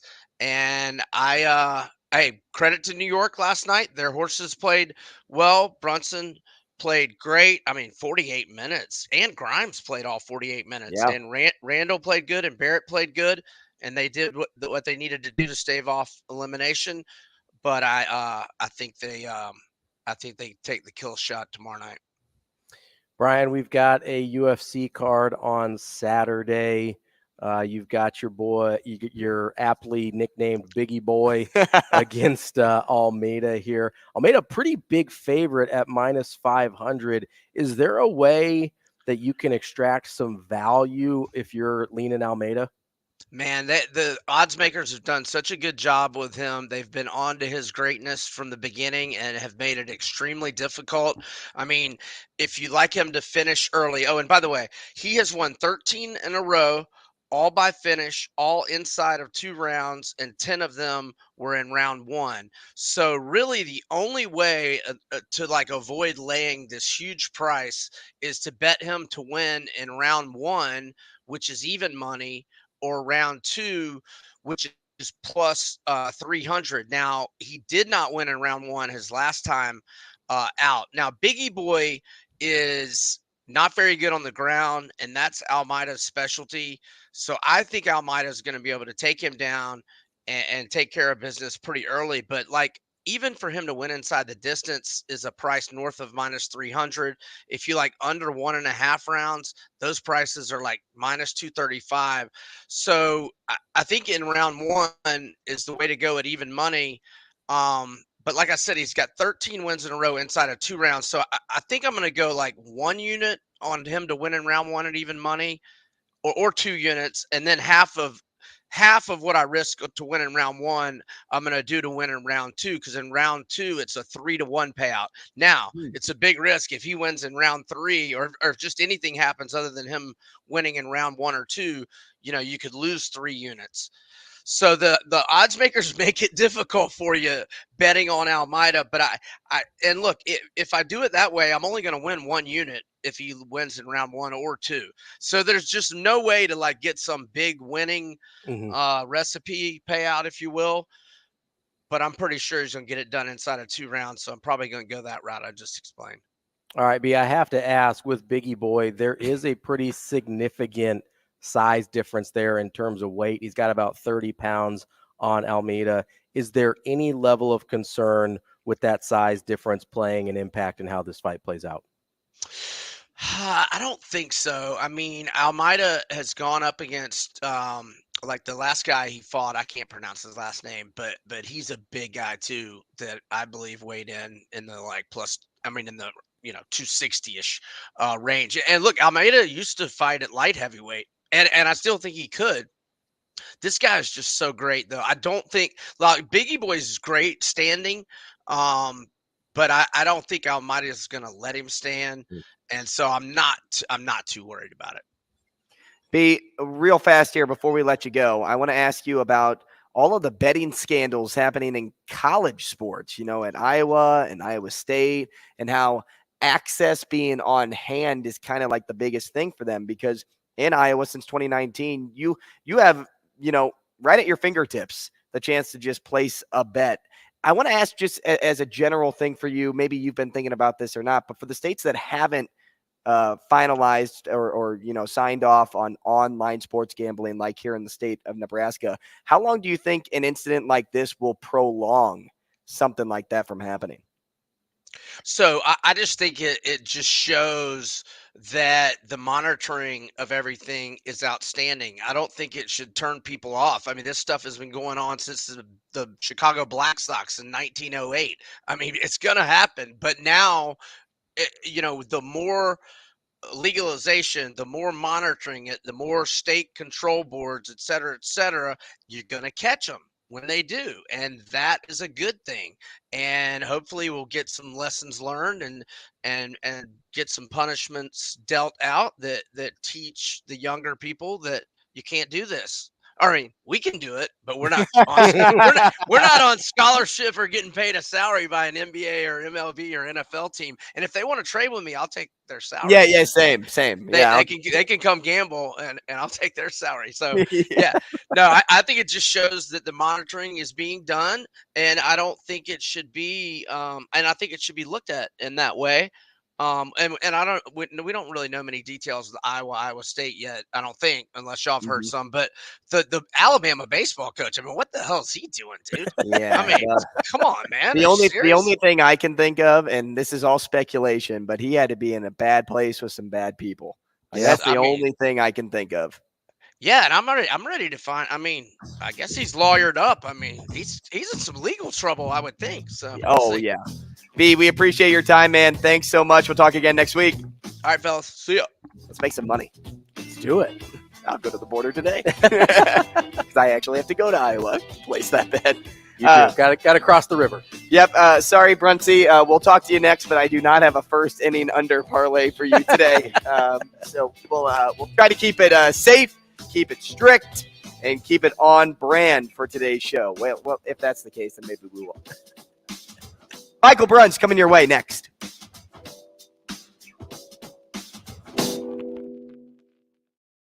Rogers and Benning will be back in 4 minutes.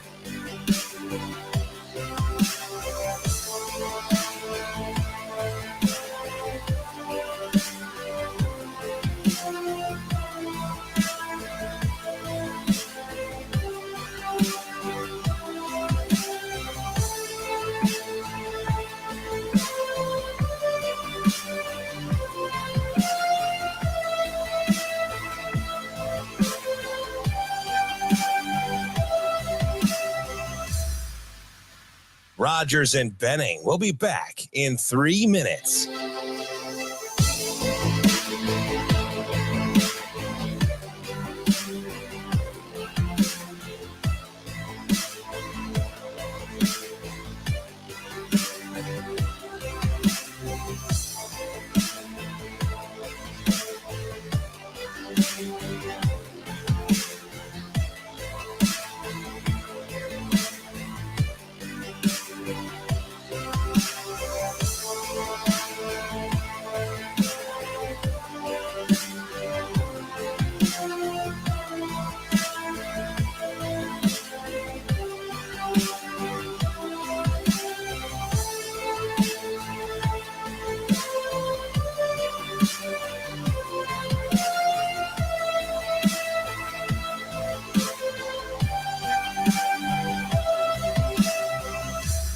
Rogers and Benning will be back in 2 minutes.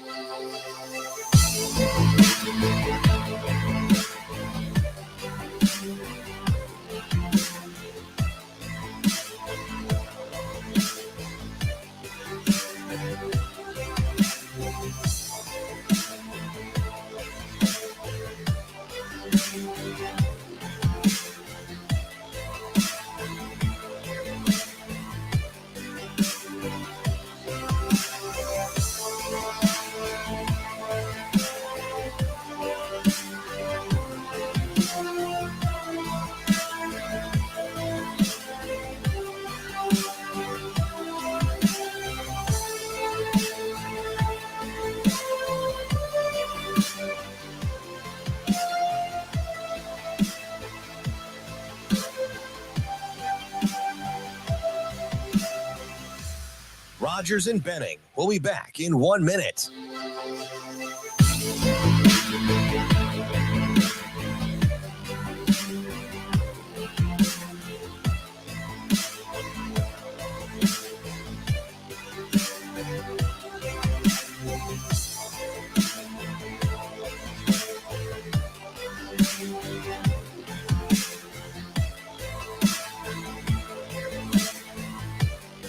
Rogers and Benning will be back in 30 seconds.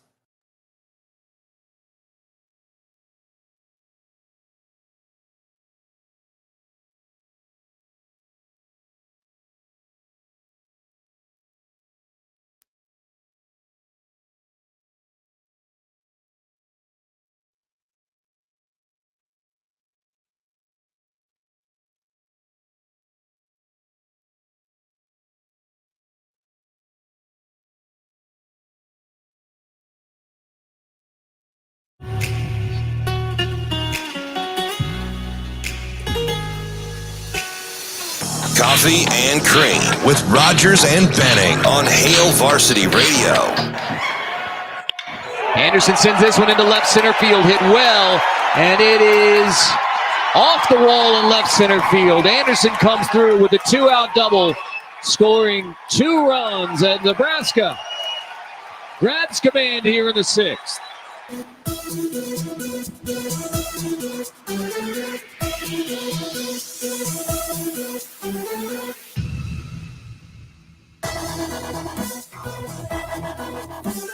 And we're back. 9 o'clock means if you are in Lincoln, you can catch us on KFOR now. But if you're still in Omaha, 590 ESPN Omaha is that place for you. Live on Twitter, live on YouTube as well. Alongside Ravi, Lulla, Andrew Rogers, we're live from the H&H Chevrolet stage at Hail Varsity Club. As we do every Thursday, we get to talk to Michael Bruntz, senior writer for Husker 24/7 at Michael Bruntz on Twitter. He covers Nebraska football, baseball, and recruiting. And I want to say hello to him now. What's up, Michael? How's it going, guys? Hey, midweek struggles are no more, primarily in part two. There are no more midweek games. But two, they actually found a way to win in midweek fashion on Tuesday. Now, we'll start here over anything else. What did you think of that, I want to say, sudden urge in game 2 that you saw out of Nebraska? Because they had everything set up in game 1 to win that game. Bases loaded, nobody out in the 7th. And then all of a sudden, you only get one run on a sac fly. So with that response that you saw in game 2, how much motivation do you think they can gain from that?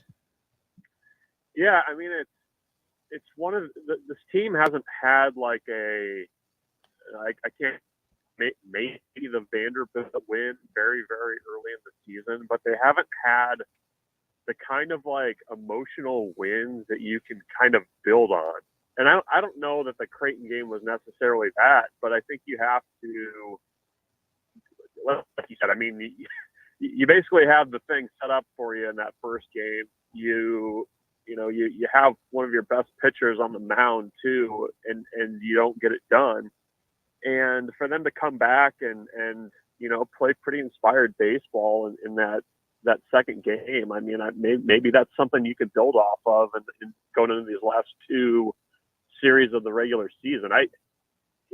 When you have Bryce Matthews just absolutely hit a screamer in that first at bat of that second game, I mean, I think that set the tone a little bit. And you had good pitching performances from guys that haven't been good recently. I mean, Kyle Perry was great. Corbin Hawkins, has gone from pretty much being off the roster to all of a sudden being the first guy out of the bullpen with the sidearm action. I can always appreciate a little different arm slot. That's one thing that as I've gotten older, I've appreciated that a little bit more, I think. But it was a good win. I mean, it's kind of George Costanza everything with midweek play. You left on a high note. Bruntzy, you talked about setting the tone. I don't know if you saw this or if you know who it was, but after game 1, there was a player-led meeting down the line, and it was very passionate, very intense. Do you know who was leading that meeting? I didn't see who it was. That is notable, though. I mean, like when you listen to what Will Bolt has said, especially after the midweeks, and I think that's the one thing that's kind of been lacking for this team this year is you haven't had enough of the loud voices being the players, because I think there's a point where the coaching staff hammers things home. They hammer things home when you're like, 40 some odd games into a season. It gets easier to drown those things out. And I think that's something that they've been kind of waiting for, is like, who's going to step up and, be a loud voice? Because Nebraska's best players are not, I don't think are loud players by, just personality. I mean, Bryce Matthews, I don't think is that way. Max Anderson is definitely not that way. I mean, Emmett Olson, I think when he's on the mound is loud, but, not in the dugout. So I think that was a positive sign that, you get your teeth kicked in a suspended game, and then you come back and kind of rally everybody. So I think that was good to see, I think, when you're, kind of talking about having to get into the Big Ten tournament and kind of see where things go from there. Bruntz, you mentioned getting into the Big Ten tournament. There's a huge kind of cluster of teams between 12-6 with Indiana in second place, and then Purdue at 10-8, all the way down in 8th place. Just a 2-game spread between 2nd and 8th. Obviously, if you fall out of that group, you're not in the Big Ten. And Illinois is right behind. Yeah, with 11 wins. Yeah, Illinois is just right behind there. A couple in the back in the loss column, but winning 3 in a row. What's your level of concern, I guess, that Nebraska ends up on the wrong side of that line? Well, if they take care of their business, and they should, I mean, based on opponent, they should be able to do that. We'll see if they can do that. I think as much as the Sunday loss against Maryland hurt, winning that Saturday game was huge.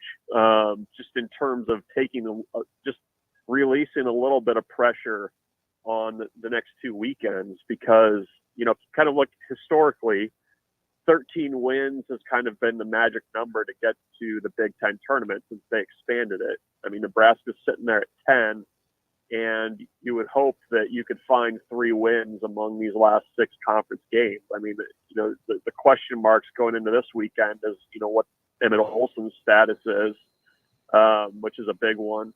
But yeah, I mean, I think the schedule sets up for Nebraska where if they playing, I don't think there should be a ton of hand wringing by the time you get to West Lafayette. But that's been the question mark for this team is just how do you play to a level that you're capable of playing game after game. They just haven't been able to do it with any kind of consistency. So that's always going to be a question mark until they can show it. Bruntz, Omaha hasn't had the issue of losing midweek games in consecutive order, and especially had no trouble taking down Penn State yesterday. The team Nebraska will be playing this weekend. So how important is it to grab a sweep or at worst a series win to allow the Huskers to essentially control their own destiny when it comes to making the Big Ten tournament? Yeah, it's big. I mean, let's play the hypothetical game. I mean, if you sweep this weekend, I mean, you're not just in the conversation for just getting to Omaha. I mean, you're starting to talk about, okay, can you get up to that number 2 seed, or how close is Maryland? I mean, the teams in the Big Ten towards the top of the standings are good teams, but they've also shown that whoever's been in that spot is very susceptible to just having crap weekends. I mean, you look at what Maryland was able to do to Indiana when everybody was talking about Indiana as a potential regional host, and all of a sudden they're back in the pack. So that really kind of shifts the conversation for this team, and gives them even more to play for, just based on scenarios and things like that. So you sweep, that's huge. You win the series, that's good too. But I mean, if you can get 3 at home this weekend, that's a good momentum going into that final weekend against Purdue. Bruntz, I want to ask a little bit bigger picture question here on baseball. Obviously, with Anderson and Matthews both draft eligible, you have to imagine they move on as they're both really well thought of prospects. I guess when you look at this team and you look at kind of the future as soon as next year, maybe a couple of years down the line, and I know that can be a little difficult projecting sometimes, but I guess when you look at this roster and how they're currently set up, how do you feel about the way they're going to be able to build off of this year moving forward? Because I think for a lot of people, maybe this year didn't go quite as well as they would have hoped. Yeah, it's a fair question. I mean, Nebraska in the last week and a half has signed or got commitments from, I mean, they pretty much are signed from 4 JUCO prospects that are basically going to come in and compete for starting jobs next year. And it's, shortstops, it's second baseman, it's center fielders. I mean, it's spots where that you're going to have holes next season. So they're trying to add that immediate help. I think baseball is a little bit of a different animal where you can do that via the JUCO route, especially as a Big Ten team, being close to the Jayhawk League than a lot of other places can. So, the thing I wonder about isn't necessarily the lineup. I mean, it's what is that pitching staff going to look like next year? Because, you mentioned, Matthews and Anderson, Emmett Olson on some lists is a top 150 prospect. Yep. So, you're potentially losing your Friday night guy, Shea Shanneman, after 11 years of eligibility is finally going to move on.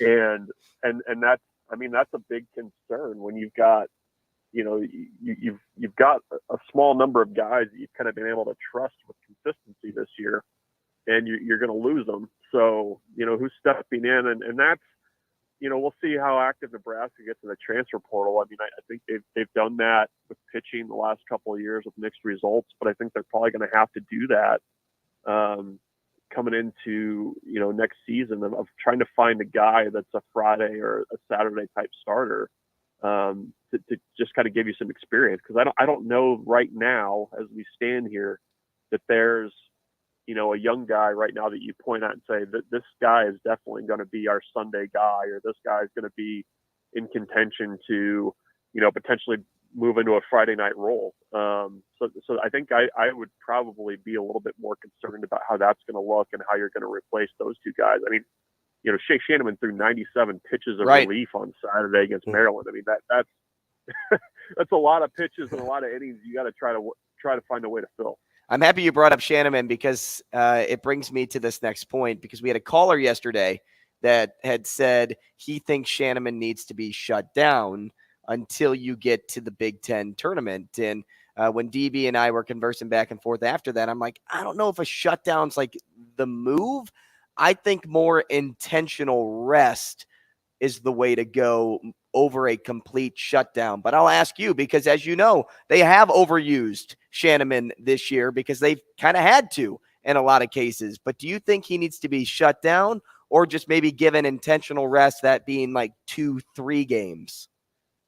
Oh yeah, I don't think you need to shut him down. I mean, if you look at kind of his career, he's always bounced back really well. And that's why you saw him pitching on Tuesday night. It was just basically a bullpen and replacing a bullpen day for him. But yeah, I mean, in an ideal world too, you also don't have to throw in 5 innings in the next 2 weekends. You would hope you'd be able to get a little bit of depth from Kaminska and Olsen if he's able to throw to where you don't have to use Shannon as much.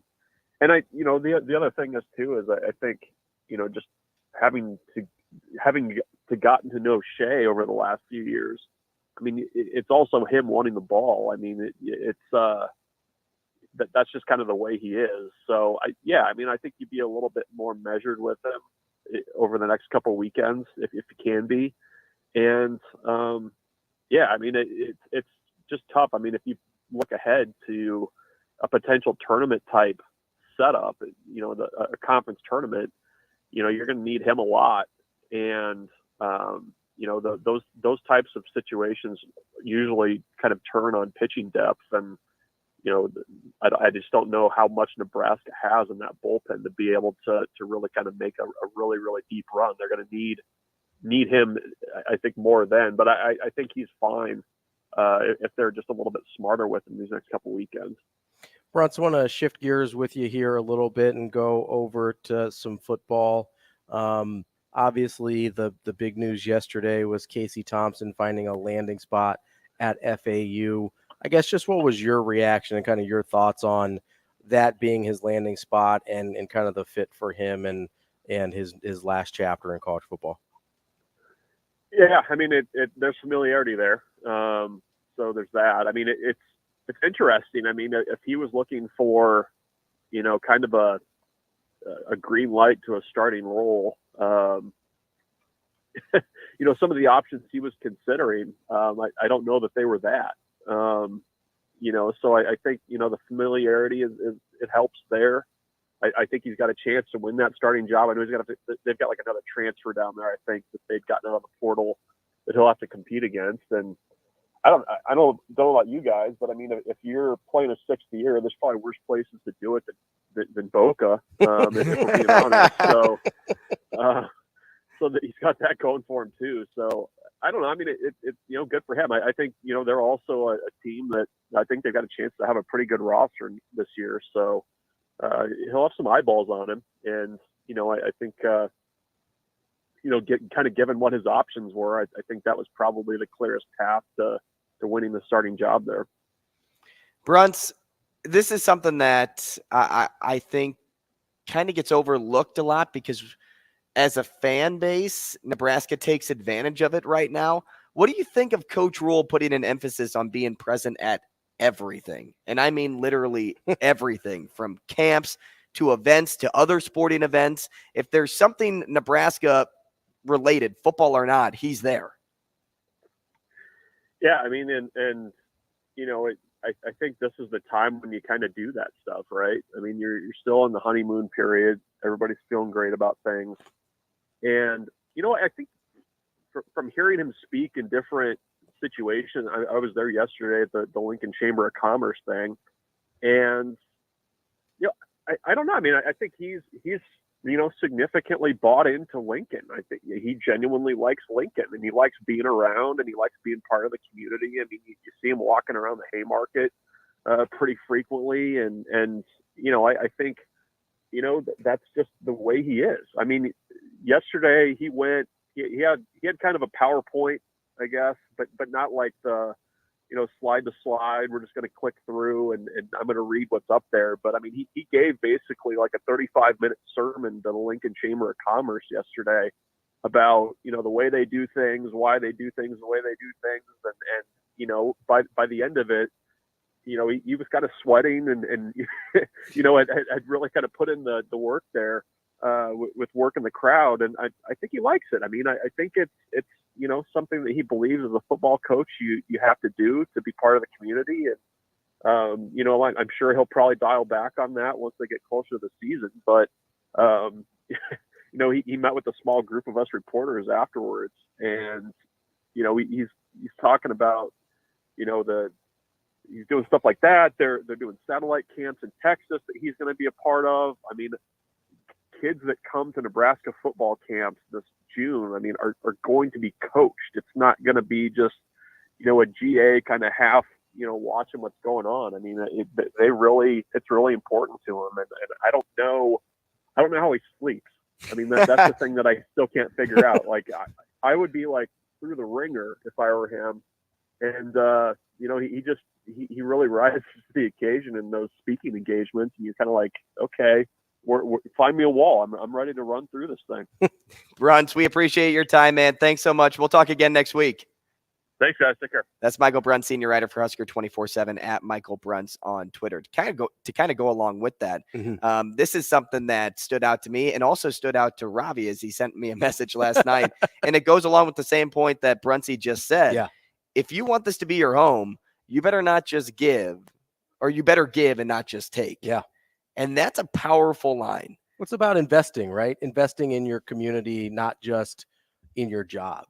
You know, a lot of people work hard at their jobs, but I've always said major college football jobs are like running for public office, honestly. Like you're going to win people over. Yeah, you have to win people over, and you're usually the most visible person in that state. Like, that was a lot of the problems I thought that Texas still kind of has with the way they hire their football coaches. Charlie Strong might be a really good football coach, is not Governor Charlie Strong. You know what I mean? Like, Right. Mac Brown acted like he was running for governor the entire time he was there. Sure. You know, and he probably could have won, let's be Yeah. honest, especially after the Vince Young years, right? But it was it's a totally different thing than just a college football job or just a coaching job, right? There's some places in the country you can go and just be a football coach. Places like Nebraska, places like Texas, where it's the most visible person in the entire state. Like, Matt Rule is probably more recognizable than Jim Pillen, the governor of Nebraska. Going to say a lot of people. Yes, right. He's probably the most recognizable person in Nebraska today. And that's only going to continue as he gets further into his coaching career here, right? However it goes, however long it lasts, he's only going to get more visible. And so when that's the role, it's not just about coaching football. Right. And that's something that he has grasped from the moment he got here. And I think that's part of the reason he came here, because he likes doing that other stuff. There's some guys, and you can make the argument, whatever you think about Coach Frost as a coach and as a person or whatever, he seems like he's not as interested in doing that type of stuff. Just from a personality standpoint, he seems less comfortable doing that type of stuff than Matt Rule does. You have to remember, Matt Rule, son of a preacher. Right. Scott Frost, son of a football coach. I thought you were going to say son of something else. Son of a football coach, right? Matt Rule, son of a preacher. You can see the difference. Yep. Not even getting into the football stuff, not even getting into the quality of how they do their jobs, right? It's just a different mindset, a different personality. And you see that constantly, like what the Bruntz was talking about. I don't know when the guy sleeps because he's always investing in the community. And he's always traveling. He's always, and I get that there's not elections for football coach, but building equity with people does buy you more time on the job. Mm-hmm. That's something that people maybe don't always draw direct correlation to, but the more equity you build up off of the football field, the more leeway you get on it. Mm-hmm. If people like you, you get more leeway. Like if Bo Pelini had been more personable and had the exact same results, he's got a longer runway than the way he was. if he fit Nebraska's mold for a poster and child. Some people love Bo Pelini, right? That's fine. Some people still do. The players love Bo Pelini. And that's great. But from a public perception wise, if his personality was more outreach, outgoing, and from what I hear was a terrific guy person to person a lot of times. Mm-hmm. Like, so this isn't a judgment on that. It's just he was less comfortable with the public persona part of the job than he was with the football coach part of the job. Wasn't pretty. And it would have bought him more time if he was better at the other part of it. Yeah, honestly, I think it almost helps Rule in the beginning more than I think it will long term. Like, not if he's successful, it will help him a ton long term. But in the beginning, longer runway. Yeah, in the beginning, because you have more people that are probably going to forgive, maybe give a little grace. They know his track record. They know he's not supposed to win in year one. But I will say this: any fan base will boo. Any fan base will get angry, get a little ticked off if things aren't going the way 100%. that you had laid them out at the very beginning. Don't you have? So, go ahead, Shane. Sorry. Don't you have to have a kind of a mixture of both though? I mean, because you don't want to go all Riley, where you're you know.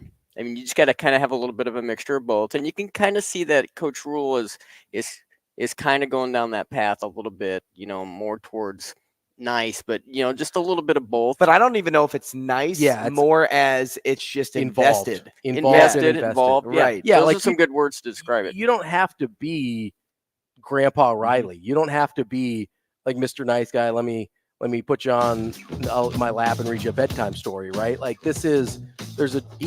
I think there's a hard edge to Rule to a certain degree, but that doesn't mean he's still not involved and invested in the community. There's a huge difference there between just being nice. But I'm with you with building equity. Absolutely. It does build equity. Just at the same time, you know what? At some point, you got to win no matter what. I was going to say, if you're not winning, it doesn't matter how good of a person you are and how invested you are in the community. But yes, it's about you can have a runway. It's easier to land a plane. Yeah. Or get one to take off for that matter. Exactly. When we come back, let's get back into that gambling conversation through collegiate sports. That's next. Rogers and Benning will be back in 5 minutes.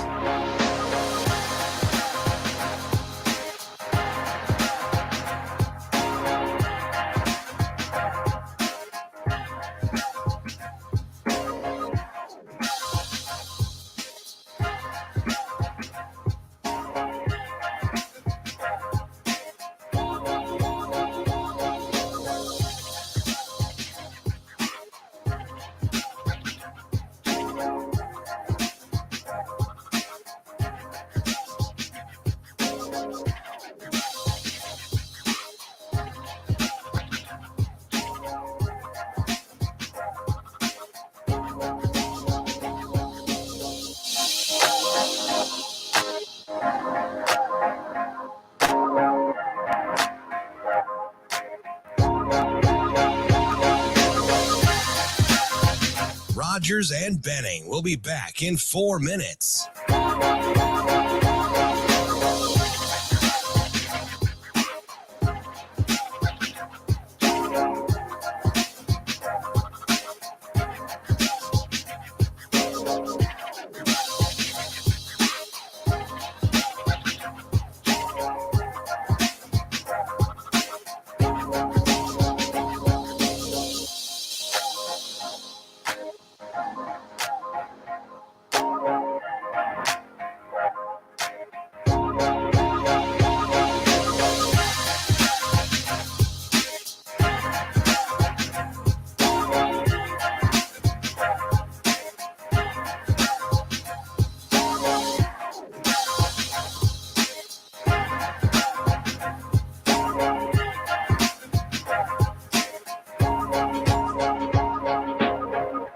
Rogers and Benning will be back in 3 minutes.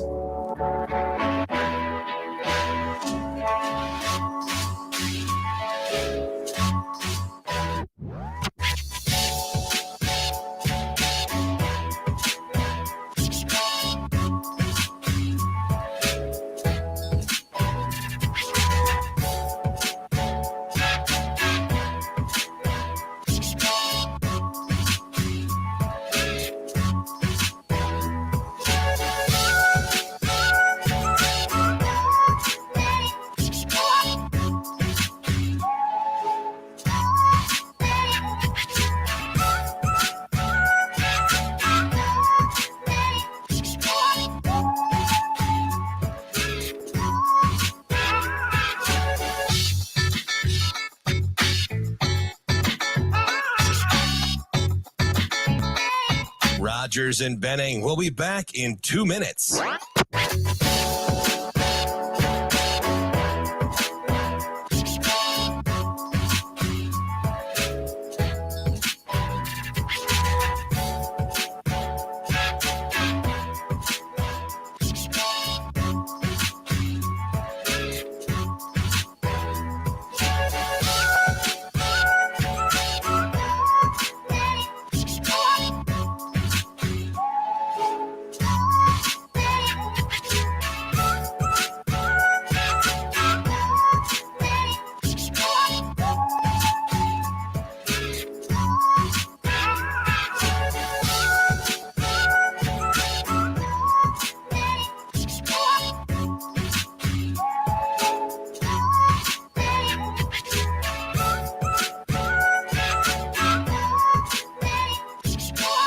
Rogers and Benning will be back in 1 minute.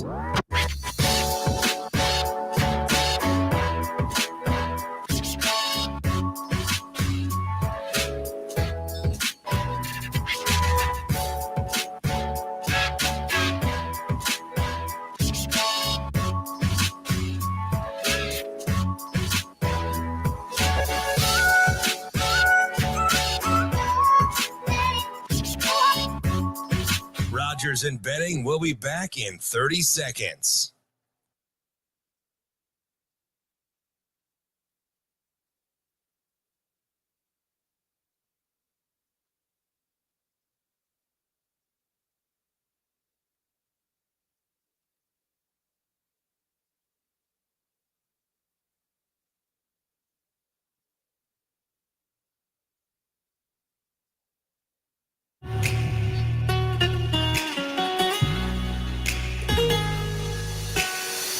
Coffee and Cream with Rogers and Benning on Hail Varsity Radio.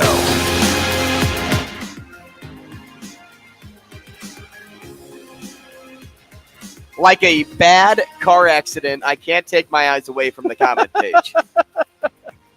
Lots of good stuff. You know what I'm going to do? I decided this during the break. I'm going to go through all the comments, and I am going to make notes of them so we can get some of them addressed tomorrow if they are worthwhile. But there are a lot of, let's just say, fun, enthusiastic conversations being taken place. And I want to say I appreciate everybody staying involved. And, oh, absolutely. And I'm happy that our conversation can lead to, comments like this too. And if you want to give us a call, 888-638-4876. But it's cool. And you know what? Speaking of bad car accidents, if you have one, take your car over to Dingman's Collision Center. Boom. Dingman's is your one-stop shop for all your car needs, and they can fix you up and get you back on the road as quickly as possible. And plus, when you go there, their customer service is just off the charts. I told a story, Ravi. I don't know if you were listening the day that I had lost a tire going to Kansas City. I had to turn around and try to get my car, fixed up so I could get back there before when I went out of town, actually, when I went to the Dominican and you filled in for me. Oh, yeah. And I contacted Darcy Dingman, and she just out of nowhere said, Dingman's is closing, and they were closing like 5-10 minutes. And she said, let me see if I can find another auto body shop that I can recommend for you. I mean, that's the people that you're dealing with over there. Those that actually care about you, not just care about you giving them your business. Yeah. But they care about you as Getting the what you consumer, need. getting what you Yeah. need. So I tell that story a lot to a lot of people because that's customer service you don't get nowadays. Absolutely. And you'll get that over at Dingman's Collision Center. Now, also like a bad car accident, and I couldn't take my eyes away from the betting scandals taking place over the last week at Iowa and at Iowa State. And there's even some assumption, some speculation that Keaton Anthony, the All-American baseball prospect, I believe a top 500 player in ESPN's rankings going in to this collegiate season and toward the draft, could be involved because the same time, and I used deductive reasoning to figure this out. At the same time, the university came out with their statement of, hey, we have some potential NCAA violations that need to get worked out, was also the same weekend that he and some baseball players were held out of their series against Ohio State. Sure. So I was trying to connect the dots. Yeah. At the same time, maybe it's an injury, right? Who knows? Who knows? But yes, I was invested into this because it all sparked after Brad Bohannon did his shady backdoor bet with a friend or acquaintance in Ohio. And he was just the biggest dummy on the planet for making that bet, or at least being a part of that, because no one bets on regular season college baseball. Nope. That's what people don't get. Really easy to monitor. Right. And if you do bet on it, it's very like minimal amounts of money. It's not 20K. It's not 250K or whatever they tried to put down on it initially. So that sparked a red flag. Sure. So it's easy to kind of, I mean, first of all, any bet of that size is going to get a ton of scrutiny. especially if you're a bettor that doesn't do that often. Yes. Like they know the casinos, the sports books know. If you're Mattress Mac, they know you're putting $1 million down on Houston to win a title. They know they can expect that. Absolutely. And so they have kind of this Rolodex of, if you will, of people that make these huge bets and that activity is expected from. Honestly, it's like any other financial institution. They know what to expect from their customers. They know, hey, it's acceptable for Mattress Mac to put down $1 million. It's not shady. Whereas a random guy in Ohio trying to plop down $250K on a random regular season college baseball game may not pass the sniff test, right? And so, Brian was talking about this a little bit earlier when we were getting his picks and everything, but I actually agree with him that this is the reason you want to legitimize and legalize gambling and sports gambling. It's because these things become so much easier to monitor when they're above board, right? That's not to say that people still won't go and do, shady things with bookies or whatever. Or fill out a March Madness bracket with their family or. Yeah, which is horrifying, right? Right. Or like try and do things offshore or whatever. But the more of this that is legalized, the more of it that can be monitored and regulated. And you probably don't catch the Bohannon thing without legal sports gambling, right? And so to me, that's a huge part of why it's important to legalize these things, because these things aren't happening because sports gambling is legal. Like Brian said, people are getting caught because it's legal now. It's much harder to infiltrate an underground network where you don't have eyes on everything. You're trying to uncover everything. Whereas where this is, you've got actual names, actual bank accounts, actual information tied to every single bet. Well, and so I don't know if you've watched the documentary that came out on Netflix, but it was about the ASU basketball team when they made some like backdoor deals of not really point shaving, but making sure you hit a number, right? Or got within a number so that they could cash bets. And in turn, they received, money for, their part in the activity. And that was before NIL was really a thing. Now that NIL is a thing, I feel like this is where I kind of land on everything. And I think you're right. When you legalize sports gambling, it makes it easier to monitor. Yes. But at the same time, you do get caught. But if you didn't have it legalized and say Bohannon got away with it, there's also the point of people will continue to do something until they get caught. Yes. Because it feels good. You're like, wow, I got away with it. Yeah. Okay. I can probably do especially more and if more you're making some money off it. Yeah. Right. So in hindsight, it really just saves future damages of what it can do on a team, on a program, on a collegiate sport. And so when you look at it from an athlete's perspective now, I am fully on board with bits and pieces of things. I am fully on board on protecting the integrity of collegiate sports. Absolutely. But because you can monitor everything, because now there's this thing called Prohibit, it's PROHIBET. It's a new tool that U.S. Integrity is using to monitor and make sure collegiate athletes and other personnel and in athletic departments are staying on the straight and narrow. People who can influence games. Right. Because there's a new thing here, you can submit a list of names as a program, and those names will instantly be flagged if it pops up as somebody placed a bet. Yeah. Really good. Really cool. But I think because of how advanced we are nowadays, why can't we just limit it to that? Why can't we just limit it to college sports and say, like, hey, if I see you place any type of bet on LSU to win the national title in football, whether you go to Iowa State and play baseball or not, you can't do that. Yeah. Like, it should flag that, hey, this person posted X bet on a college. Yes. Like, we have the technology to track it. Why not use it? Absolutely. But there should also be like a part in the book too, to where, hey, that's where it chapters off. Yeah. The next chapter, you should be allowed to bet on a Super Bowl champion, a World Series champion, fill out a March Madness bracket without some type of backlash being brought upon you or your program. So I agree there. The NCAA's rules for gambling haven't really changed since gambling has become legalized in a widespread manner, right? And so what you have is basically any gambling on anything sports related is all of a sudden, boom, you're in trouble.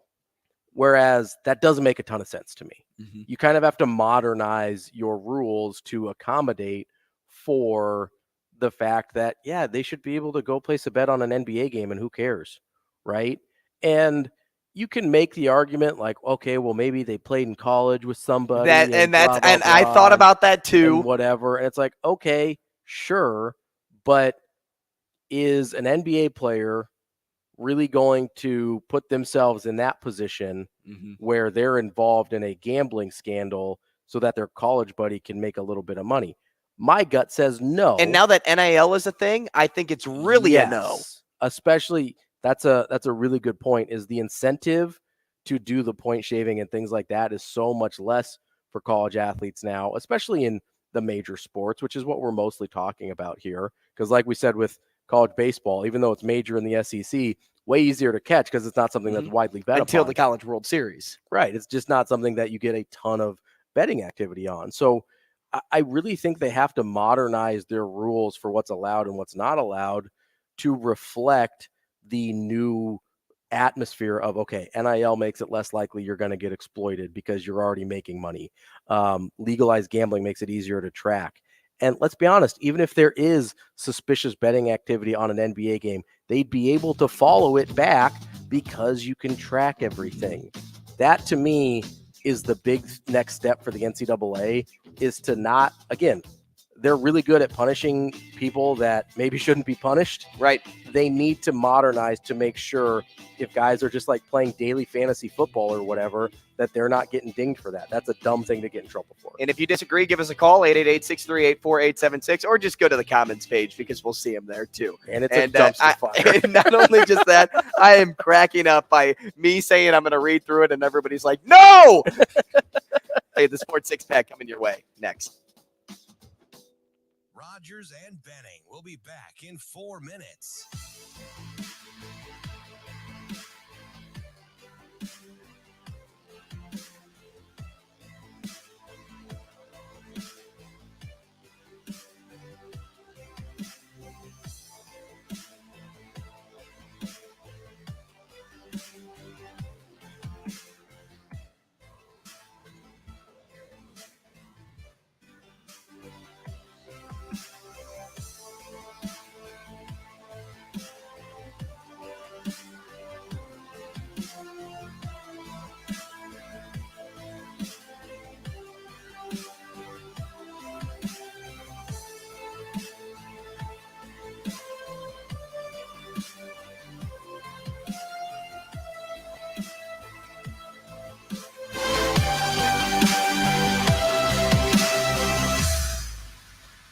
Rogers and Benning will be back in 3 minutes.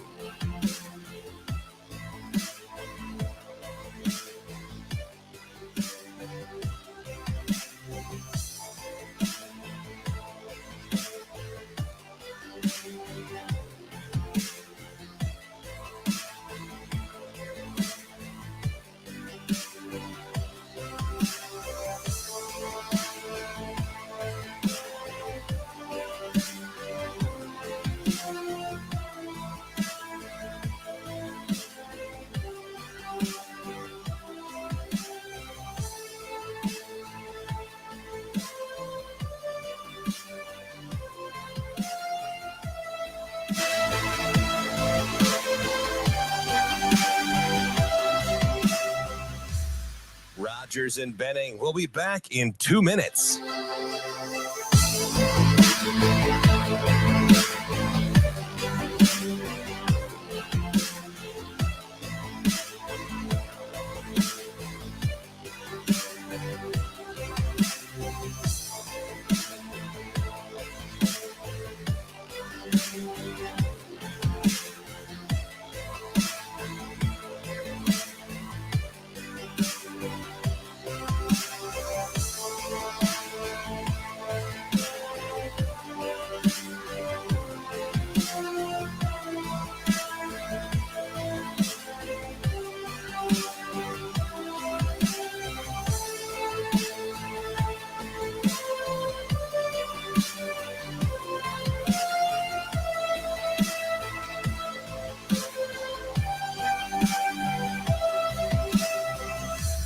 Rogers and Benning will be back in 1 minute.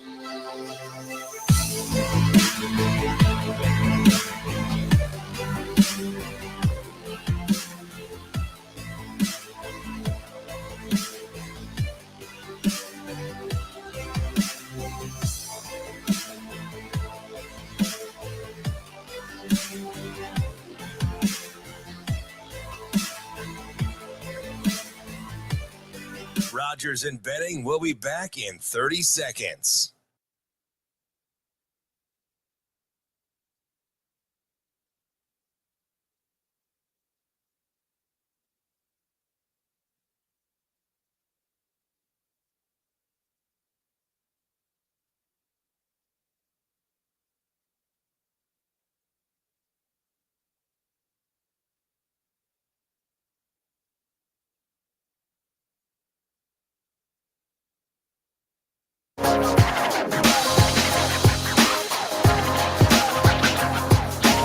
Coffee and Cream with Rogers and Benning on Hail Varsity Radio. Time now for the Sports Six-Pack on Coffee and Cream with Andrew Rogers and Damon Benning. Presented by Zipline Brewing Company, makers of Dear Old Nebraska Brew, the official beer of Nebraska alumni.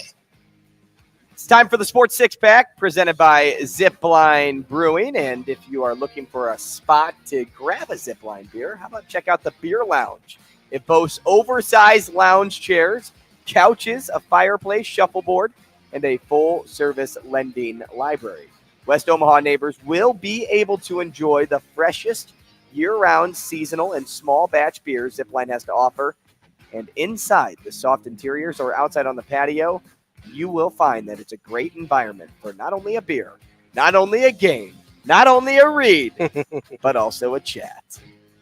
And if you want a good chat, go check out our comments again. Zipline Brewing is the place to go to fulfill your beer needs. We got the Sports Six-Pack now. Ravi, hopefully you are locked and loaded and your beer drinking face is on. Let's do it. Let's go. Question number 1.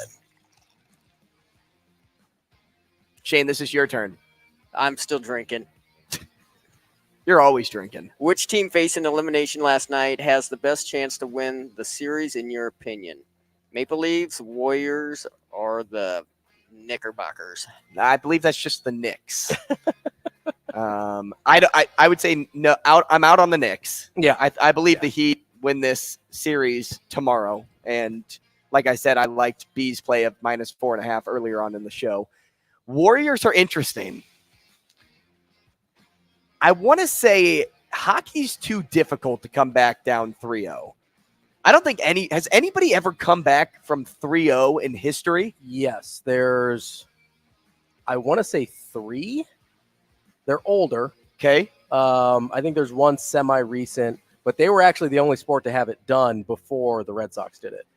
So it's not impossible, right? But I wouldn't bet on it, obviously. Highly rare. I think it's the Warriors, but I don't think they will. Right. So, like, out of those 3 options, I think the Warriors are most likely because of talent versus talent and kind of where the series are at.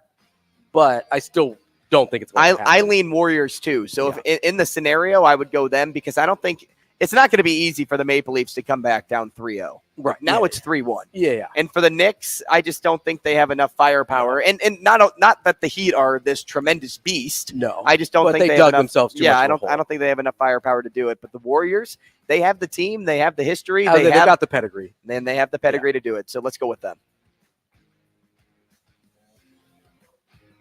Do I really have to do this next one? Yes. Otherwise, it's only a sports 5. Yes. Otherwise, we only have 5 beers. Do you think Alex, somebody, Pietrangelo, / to Leon, somebody, Draisaitl, deserves a suspension? Did you see that last night? The slash toward the end of the game, Ravi? Where Pietrangelo came over after the puck was way off the stick of Draisaitl and just completely came down with his stick on the arms of Draisaitl. Yes, because there was intent to injure. He should be suspended. I mean, it's any time it's a whether it's basketball with your flagrant fouls or non-hockey play, I think you're looking at a suspension there because there's no reason for it. There's no excuse for it. I understand, like, hey, it was a hard foul. I was going trying to make a play, whatever. I can deal with that. Hard fouls are one thing. Yeah, I can't. Purposeful intent of injury is another. If it's not a sport-specific play that just went wrong, yeah, I think you're opening yourself up to suspension. And look, I know that you're upset that the Oilers come back and tie this series. I get it. I know it's this big bad wolf thing, but not a good reason. This is what you're really doing. Alex Pietrangelo, if you are suspended a game, could be suspended 2. I'm not really sure because he got the major penalty. But say you're only suspended 1 game. Well, you are one of the biggest pieces defensively for this night's team. So what you're doing now is hindering your group not only from going up in the series potentially 3-2. You may come back and you're down a game. You let 1 game beat you twice, right? Instead of just saying, hey, all right, we lost this one, it's evened up now. You're potentially allowing that game to beat you twice, which is like the cardinal sin of sports, right? Is letting one thing beat you more than once. I mean, you can't put yourself in that position. You have to be disciplined. And like I'm a Warriors fan, so I know with Draymond Green, like I've been there, right? You have to be a little bit better than that to not put your team in that position.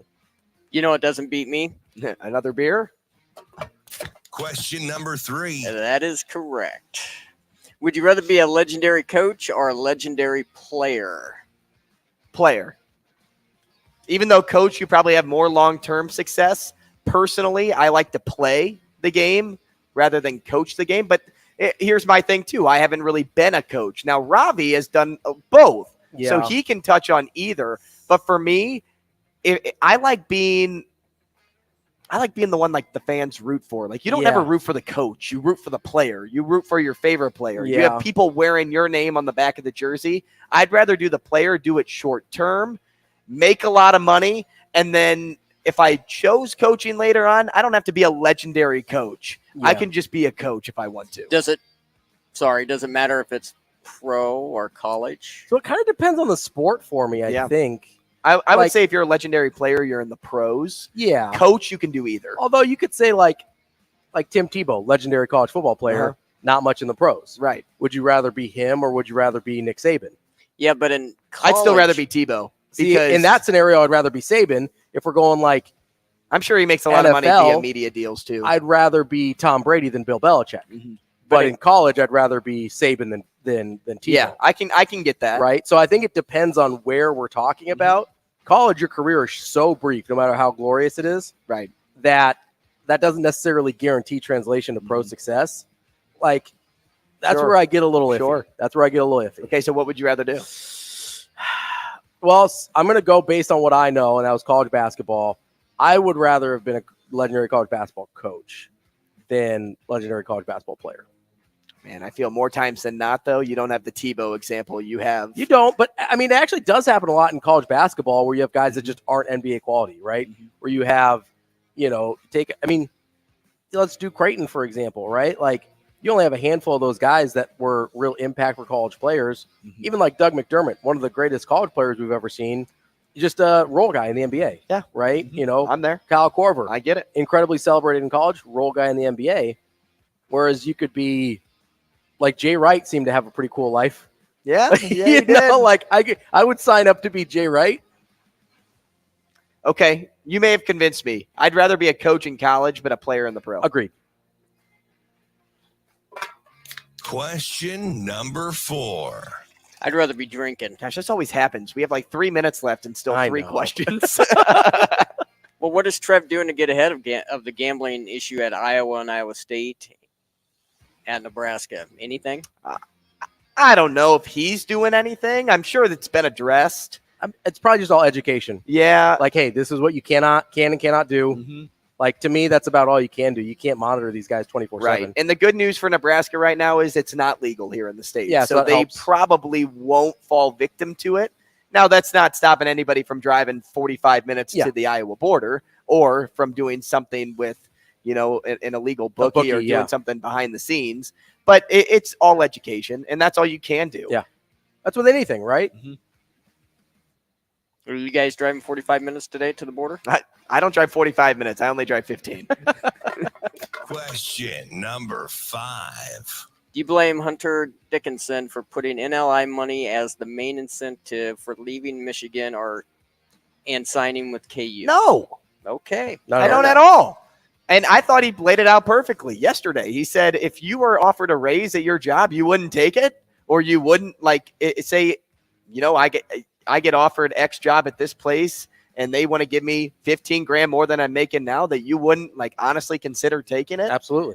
Especially too, what if you find you may be a better fit at that company? He probably feels he's going to be a better fit at KU. Well, not to mention, especially guys in college that, and I don't know what the NBA thinks about Hunter Dickinson, right? But if you're looking at maybe, hey, I'm not a lottery pick, I'm going to have to really fight to. Yeah, are you a Mason Plumlee? Yeah. Or are you Anthony Davis? I'm going to have to really fight to earn my living as a professional basketball player. His highest earning potential might be right now. Mm-hmm. And to not take advantage of that. He kind of screams Luka Garza to me. Yeah, I think he's probably a little better than that, but he's probably a role player in the NBA. He's not going to be a star, I don't think. So I have no problem with a guy taking advantage of his highest earning potential of his life, probably. Go for it. If I get that much money, I know what I'm getting. I'm getting some zip line. Question number 6. Where would you say Jeff Sims ranks among Big Ten quarterbacks going into the season? We asked Mitch this. Yep, and he didn't really give a firm answer. Yeah. Okay, so this question was sparked. I think it's Big Boomer Sooner on Twitter that does a lot of rankings. Yeah. They put Jeff Sims above Cade McNamara at Iowa. And I was like, So that was the 6th quarterback on the list because they had JJ and McCord and Mordecai and some other names in the Big Ten. But I believe Jeff Sims was at 6. Would I make him the 6th best quarterback in the Big Ten? How about we do that? Yes or no? Would you make him the 6th best? So would I put him before or after Cade? I mean, would you make him the 7th best quarterback in the Big Ten? I think he's top half. I think the conversation is he better or worse than Cade? I would say I'd probably put him right after just because we haven't seen it in the Big Ten. So I'd probably 7. Top half. I'll buy in. I'll say yes. I think he's above Cade McNamara. Okay. Because I think what Nebraska is going to do in this offense is going to fit the way Jeff Sims likes to play football too. Yeah.